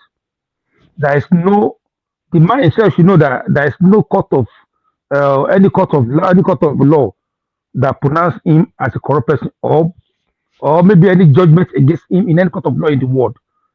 Or there's no a single evidence that say, okay, you stole this money. Then when you ask question about the bullet van, there's no single person that say, okay, my money is missing. That's where that you are using. You understand? No facts that. But I believe even if he's going to ask that question, he should have asked one and go to something else. But he was deliberately banging on those personal stuff because there's no evidence in all the questions that's asking. It's just hearsay. What I was saying to So that I is, forced the interview as well. yeah, I mean, every journalist, they try to be objective as possible, but there's always going to be some personal opinions or personal preconceived notions that they have of certain people, and and they guise it under certain questioning, right? But this idea of corruption, absence of evidence is not evidence of absence, right? So, even though there might not be any categoric evidence to say Tinubu is corrupt, right, doesn't mean that Tinubu is not corrupt. So we just assume he's corrupt. Then he should reply like that. Anyway, let's leave it like that. Thank you. But yeah, we still come back to all this. Mr. So Allah, let's move to Mr. Yubi. Let's move to Uncle Beno. Uncle Beno. Yeah, good morning, Uncle. Good morning, sir. Good morning, panelists. Good morning, Good morning, So I don't know where were you. You should have represented Nigeria instead of Daniel Bwala. At least you will have our less thing to hide compared to our probably a political jobber, Uncle Bwala, Daniel Bwala himself. So okay, you have your 5 minutes to let us know your opinion about the performance of the guy at that level. Okay, thank you, Uncle. Thank you, panelists and everyone watching. This is actually the first time I'll be joining one man show very early like this. It's just 11:26 now. First off, I want to say that I'm happy that Daniel Bwala got disgraced on a global television, because we've been saying this for a while now, and most Tinubu supporters, they will simply come after us and hey, this is obedient talking. But I'm glad that we all received the second-hand embarrassment on international television. In the first place, Daniel Bwala is not supposed to be in Tinubu's administration. If Tinubu is truly serious about fixing Nigeria, Daniel Bwala have shown that he's a man of questionable character. He's like a two-faced animal. I'm sorry. Now, I'm going to read the press statement he published on his Twitter handle this morning. He says, in the last 24 hours, social media has exploded over my interview with Mehdi. I bet the varied opinions. Let me set the record straight. When I signed on to the privileged job granted to me by Mr. President, I was well aware of its implications. Selling ice creams, looking fine, and seeking the praises of men were never part of it. Some of the fiercest critics of my interview cannot even stand local TV anchors. But the task of promoting and defending the president and his administration is what I do with ease and joy. I'm just going to skip to the part that really caught my attention. He said, head-to-head contacted me requesting an interview, stating that they wanted to challenge our government on security, the economy, and corruption.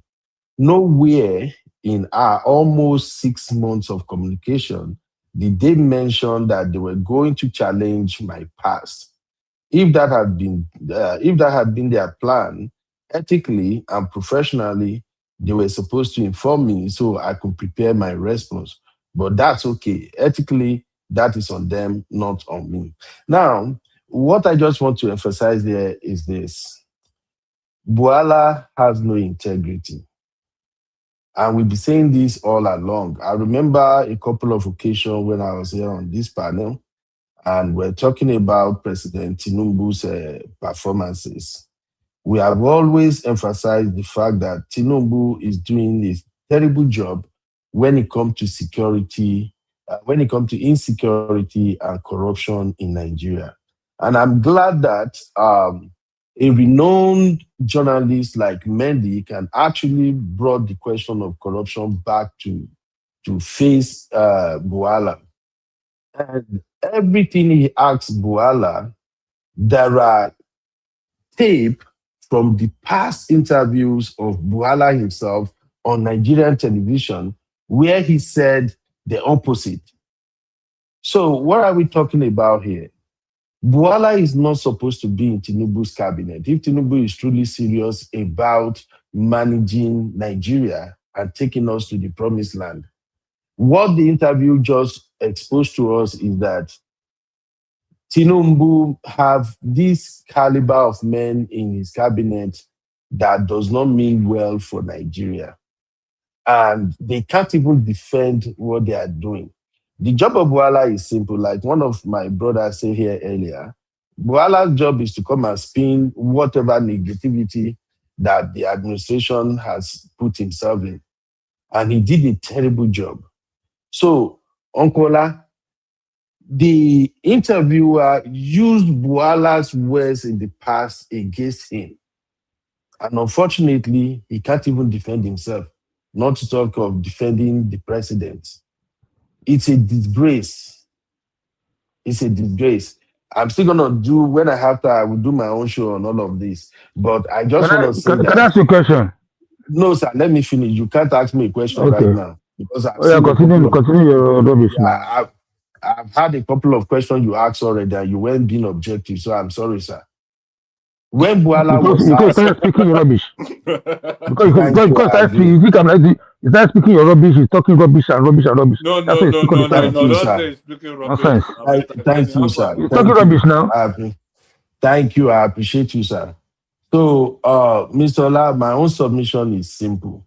Bwala is a disgrace. I hope and I pray that when Tinubu win his 2027 election, he's going to get rid of many of these folks. It's not like Tinubu is not doing an amazing job, but some of the folks he got working for him, they are people with questionable characters. And on the one hand, I think I have a clue to what Tinubu was doing when he appointed Bwala as well as the other one that is talking jazz, Reno. I think he just want them to eat their own words. And I'm glad that on the He global did IBB TV, on them, right? exactly. I'm glad that on the global TV, Tinubu got Bwala to come and eat all his vomits. Everything I've said about him, the president in the past. That's my take on Kola. Thank you. Yeah, thank you, Uncle Beno. So, Ola, please, Ola, I want to respond, please. I want to respond to something, please. okay, but don't fight too. Huh? Yeah, No, I'm not fighting is fighting. I fine, just want to but set the don't record fight, no straight. fighting, no. Because, No. yeah, What I'm saying is yeah. I'm just going to play a jab. You know? Don't let us say he's speaking. Yeah, look, my brother, everybody have right to their opinion, but I've been waiting. Oh, anytime that my brother come on this show, I always listen to everything he said. You know what I mean? It's always out of line. You know what I mean? Probably because of hatred you have for this person, or maybe you don't even have your facts right. You say you have your own show. I've not listened to your show. You know what I mean? But let me see. I want to tell you, I mean, set record straight. Most of you that support on this planet today, I'm the first person that blame Bwala. I even asked for his sack. That's why actually should sack him. You understand? And the purpose and the reason why you put him in place, like you already said, is for them to come and eat their vomit. And they're eating their vomit in public. But when you now said, oh, that actually is not doing well in security and what's it called, an economy and whatever, you know what I mean? You're totally wrong. You're not, it's in the history of that country. Yeah. Number one, Ashwaji is not the one. Is not the person that brought the insecurity to Nigeria. I mean, into our country. He met it there and is fighting it. You understand? Because EBT, where you guys sold a corn, we're not finding okra from there. What you guys expected Americans to do, that's not what you're expecting. Ashwaju is now buying equipment for our soldiers. Yeah, is inviting the other foreign nations to come and support us fighting this insecurity. But some of you still think it's not doing the right thing. And because you wanted to perform magic in 3 years, and before you know it, no more security in Nigeria. Foul. Your bid that you support cannot even do half of what this man is doing because Obi is the dump. Right? In terms of economy, tell me, unless you want to deny yourself that this man is not, it's not doing something. All his team, and you say, corruption. I challenge you to come and tell me which court in the land that sentence him or the pass judgment on him that this is the case on you. That, let me finish that. It's so pathetic that people come here and call somebody a corrupt person. You do you clear yourself? You understand? We open our mouth, we say in terms of corruption is corrupt. It's not corrupt. You are the one that corrupt because your mind is corrupt. Mentally, you are corrupt. I want to put you in a tight corner. Now, do you think even Shuku Mereje will have been able to defend Tinubu in this situation? Now, hear me out. Even including all those people like Alake and Co. you were talking, they probably will have been the best thing for them to host up. That's okay. That's how it was in the past, but now we know better. Now, look at this situation. Canada sees APC as a terror organization. You understand? Oh, really? For government of Nigeria. Oh, yes. No. That's not what they say. That's not what they say. No. Are you serious, Mr. Ola? Okay. Let me tell you what they say. Individual. Hold on now. Let me tell you what they say. Can you hold on, please? Don't be happy yet. Don't be happy yet because you hear that now. Your head is flowing. Let me tell you. I'm not happy, Mr. Ken. I'm just shocked. Hold on. Let me throw up to you. An individual. What you want to seek asylum, right? In Nigeria, he went to Canada to seek asylum. He's now saying that the party that he was in, they want to buy him. Lying to the government of Canada. You understand? That because he was involved in government, he was involved in politics because of asylum. So the judge now said he did make that pronouncement. It was not a judgment. He said the party, they behave like a terrorist. That's what the man said. He did say, I make my pronouncement that the Nigerian party are the terrorists. That's what he said. He was obedient that running away with it that party you say you involved with. That party they are involved, they behave like terrorists, including PDP, because the man was in the PDP. And the case the man was referring to is not under Ashwaju, it's not that it's not under it was under Ambassador. You understand? That was what happened. Before you know it, the obedient decided on the way. He said, "Oh, they say APC are terrorists." No, you understand? That's exactly what happened. They didn't make. Canada don't have that right to pronounce Nigerian party as a terrorist organization in the first place. But that's not what happened at the same time. So we have to set the record straight. Sakeni, I heard you. You understand? This is not a matter of being tried to be right or wrong now. You understand? The fact is there that Canadian courts called APC and PDP a terror organization, the terrorist group. Which province, Mr. Ola? He said they behave like a corrupt. He said they behave like terrorists. He said they are. He said they behave like. You can go with now. Go with the judgment. Federal court or na provincial? I can't remember. Okay, it's not federal now, my brother. Because somebody is seeking asylum. Somebody is seeking asylum, and they deny him. Yeah, they deny his asylum seeker. Asylum this thing. At the end, Mr. Ola to Mr. Why would somebody seek asylum and say they are under threat by political party? Which kind of nonsense? Exactly. Now, listen to this statement. Listen to this statement. Listen to this statement. Yeah. Sorry, Mr. Ola. If I can just set the record straight with Mr. Kenny. I have never come here at any point in time to say Tinubu is corrupt as a president. And I have never even attacked his person with corruption. Whenever I mention corruption here, I'm talking about how is he managing corruption in Nigeria. not he himself. So I just wanted to make that clear because the way Mr. Kenny used to speak on this platform is almost as if he's fighting everybody. And I don't understand. I don't get it. So, Mr. Kenny, please make una the show is small. It's not war. This is a public platform. If anybody, I don't fight anybody. I come here for two people mostly because of Okola and one man. I don't come here to come and fight anybody. If I drop my opinion, it's just my opinion. That's it. And I don't want to disrespect anybody at all. So please, this is a public forum. You are free to your expression, but stop attacking people. Stop shouting and yelling or shouting people down. It doesn't look good at all. That's just my Listen, thank you for having my me, brother, it's my voice. I speak the way okay. God creates me, and I can shout, I can yell if I want to yell. You understand? Okay. You know, I want to speak on this. You understand? For anybody that want that federal court judgment in Ottawa, Ontario, Ottawa. June, Oh, wow. Okay. June 17, 2025.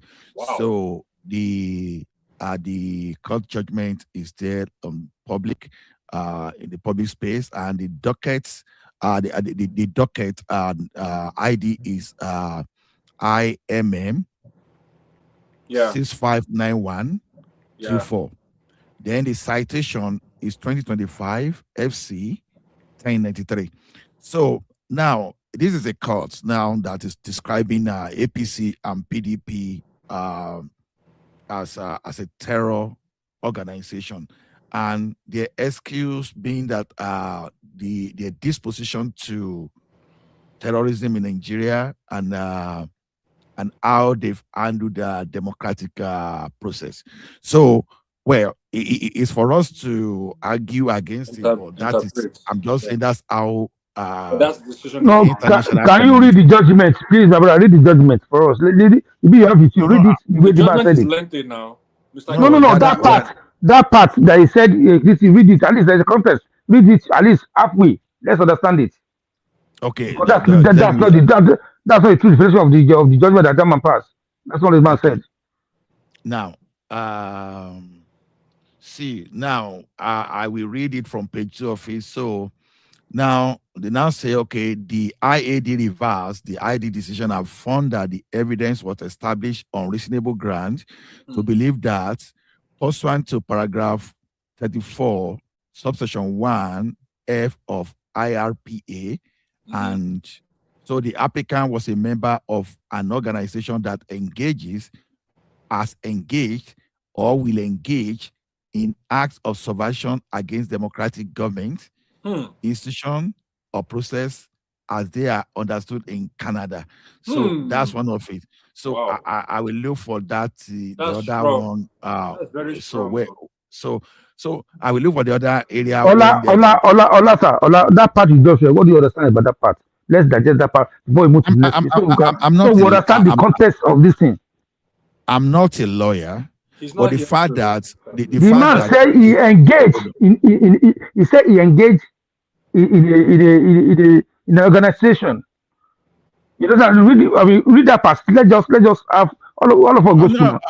Hold on now. When you go to number 6 of it, it specifically mentioned APC and PDP. Oh, I said there's context now. As I said, this particular section you read.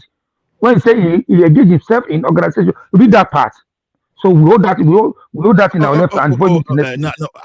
I think what I can do is to paste the thing in the comment section. Yes, Anybody please. that Can wants you? No, Ola, we are just for now. We are just for. You are just you just read it just now. You just read that part just now, and I want you to go to that one after this one. Just that particular part you read. I want to take something out of it. The one you just read now. You read it in less than 1 minute now. Because you know I have to search through the entire 16 page document. So Mr. Woman. So when any other person is talking, maybe I can go through it then and come back to you. But I'm just telling you that the fact that they can even mention terrorism and our political party in Nigeria alongside terrorism and subversion of democratic process, that one is even enough is enough international shame already. But You know why? You know why? I have a Ola, question Ola. to Mr. Kenny's point, right? I don't support APC. I don't support PDP, right? I don't really have a dog in this fight, but I have some problems here with this. I think one of the problems I have with this ruling is number one. How did they come about to determine that PDP and APC are organizations that are terrorist organizations, quote unquote, right? That's number one. Number two is, this is not related to, but it's more. I don't understand why an individual will seek asylum and then use political party as an example of the reason why they were under threat for political party. This is not like back in the where we had military regime where they were taking people off the road, killing them, or jailing people. But we don't live in that dispensation anymore. So I don't understand why somebody would. My brother, that guy, even the judge, if you read that, if you because I read some of that, I read some of this thing. If you read the thing, if you read the thing where that man said, the lie, where he lie. Even the judge tell us, say, all this you said, we know that is a lie. You understand? The man conduct a lot of things just to make his case lucrative. His own, in front of just so they can grant him asylum. He go the lie. You understand? Listen to this. In the 8th paragraph, it says, here, he says, however, the IAD found that there were reasonable grounds to believe that the PDP APC engaged in terrorism and subversion of democratic institutions. The IAD concluded that PDP APC engaged in political violence and subversion, including ballot stuffing, ballot box snatching, voter intimidation, violence, murder of opposition supporters, candidates in 2003, 2004 elections. APC did not exist in 2003, 2004. Exactly. God bless you. Did you Am I reading the right thing? Exactly. So was APC formed in 2003, 2004? I'm so confused. Maybe I'm reading the wrong thing. Wait. No, it's not. You are reading the right thing. Or because Sakeni. The fact that they can even assuming the it fact was that they not can even, pin, that's a very damn the fact that they can even place PDP than APC, you understand, side by side terrorism is even enough damage. There's something you are missing. There's something you are missing. Hold on, Sakeni. See, countries don't just take stand against another country just for the sake of conflict. You understand? When they talk of that police that would consider inadmissible just because it worked for class. You understand? See, the thing is this: whether we like it or not, sometimes we can be fair to ourselves so that we can call the spade the right name. Spade is spade, and we don't call spade just a guarding tool. We want to dress it. Now look at it from this angle. Katsina State governor was doing peace deal with terrorists. That's true. What party does it belong to? APC. Now, Bangudu that said, okay, Fulani can come, they are national or whatever, blah, blah, blah, that he said. They are now run to Asherok. When they were supposed to fight terrorism, that was giving some kind of justification. What party does it belong to? APC. Then, when you want to talk of a Rufai that said openly that, okay, you pay some people so that they will not come around and I'll be paying their citizen. Indirectly, you hold up. Ola, you're not getting my point. Ola, no. Listen, case, the judge, hold on, sir. The case, the judge was treating. The asylum the person was referring to in his notes, right? And the claim that he's making, that he would say when I was in a party, they asked him the year. He said 2003, 2004. That is when the thing that happened to him. That's at that time there was no APC. You understand? So how come they're not calling the APC inside the case of somebody that make a claim that, for instance, now it's like you're telling me, I told you that I have my baby in 1996. You understand? You're not saying. You understand? Hold on, Kenny. What party was Buhari? What party did he belong to? You're not getting my point, too. I'm not saying all those people are not. You're not getting my point. No, I got your point. The fact you change your identity, okay, your name is Kenny, and you decide to be a Michael tomorrow. No. You are still not getting it. The case, hold on, the case, because you are referring to the judge that make a pronouncement that call APC and PDP terrorist organization, right?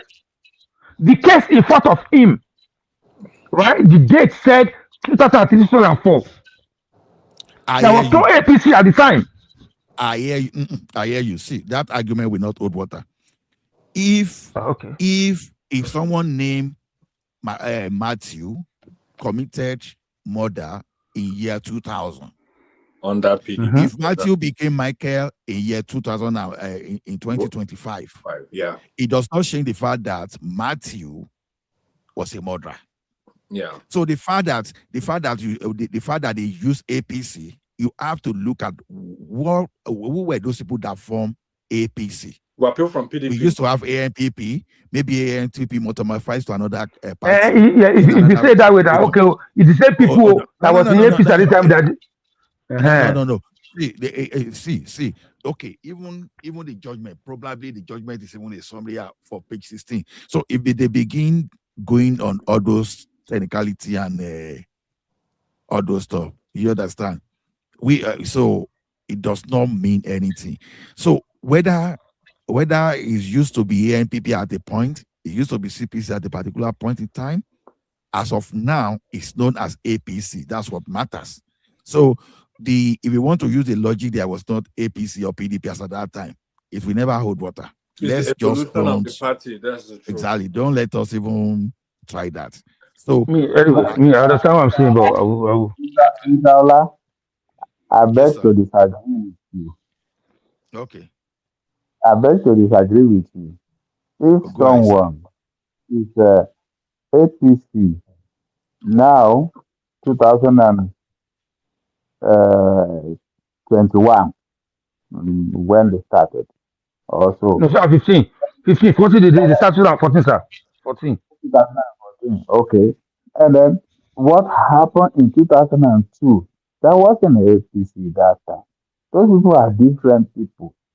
You cannot say, okay, because some people in 2023 join and gather or change their name and be APC now in 2026, and then you say, oh yeah, because it is the same people, you call them. No, you can't do that. You have to call those people names apart. You join them to where they belong to that time. Where they belong to that time is where they commit offense. Exactly. Uncle Fagbamila, if you just make a declaration openly in support of a terror group, you have not joined, no, but you came out openly and you give a support to them. Do you know how some country will view that at international level? They see you as an associate. It's a threat. If you say you support some people, you support it as an individual. You don't support it as a group. You support it as an individual. You are not getting my point. Some group of people, whether they came from ANPP or those, you understand? When why do you think they are attacking Tinubu on that level? You understand? The fact that Tinubu belonged to that party association does not matter whether conspiracy is a huge thing. You understand? Yeah, so it's difficult. That's why this case is difficult. On this one, you are wrong. Go. You're very wrong. You are wrong. I'm not saying I'm not wrong. You just have to prove me wrong. APC was not started in 2003. Baba, sir, 2003, yeah, we have ACN, AD. You understand? So they are not part of PDP. PDP have 30 states at the time. Yes. You understand? ACN, Bwala Tinubu was the only one in Lagos State that hold his own party. So how can you not align him with what is happening in PDP at that time? That they are the same. When it was life. You understand? So you cannot say it was 2014. That's when Buhari joined them. And Tinubu did not form APC. And then you now go capture all of them. You understand? You can't put a crime of someone that commits a crime in 2003. You not say me that join you 2024. I'm the one. I'm the person that went to rob the house with you. Is that possible? Someone wants to rob the house. Someone wants to rob the bank 5 years ago. I didn't know you then. Me and you, we met in the same university now. They not say, okay, Mr. Lagbaja, you robbed the bank last year because me and you, we are not friends now. You're not saying I'm part of those that rob bank 5 years ago. Does that make any sense? Can I borrow you a word? It's like I met a woman, 2015, and then I fall in love with a woman, and we marry each other. And then later, the court come and say, in 2003, I commit offense. And then he wrote my woman and said, oh, because both of you marry, the sin I commit 2003, oh, my wife also is corporate. It's not like that now. I haven't met her that time. The court will say, no, you haven't met her that time. It's not part of those what happened that time. Okay. Sir, can I ask you a simple question? Now, Yes, you say you got married to someone, maybe your pastor started hurting the person. The question I will ask you is did you tell that your wife and that wife was aware before was aware before the wife now decided to marry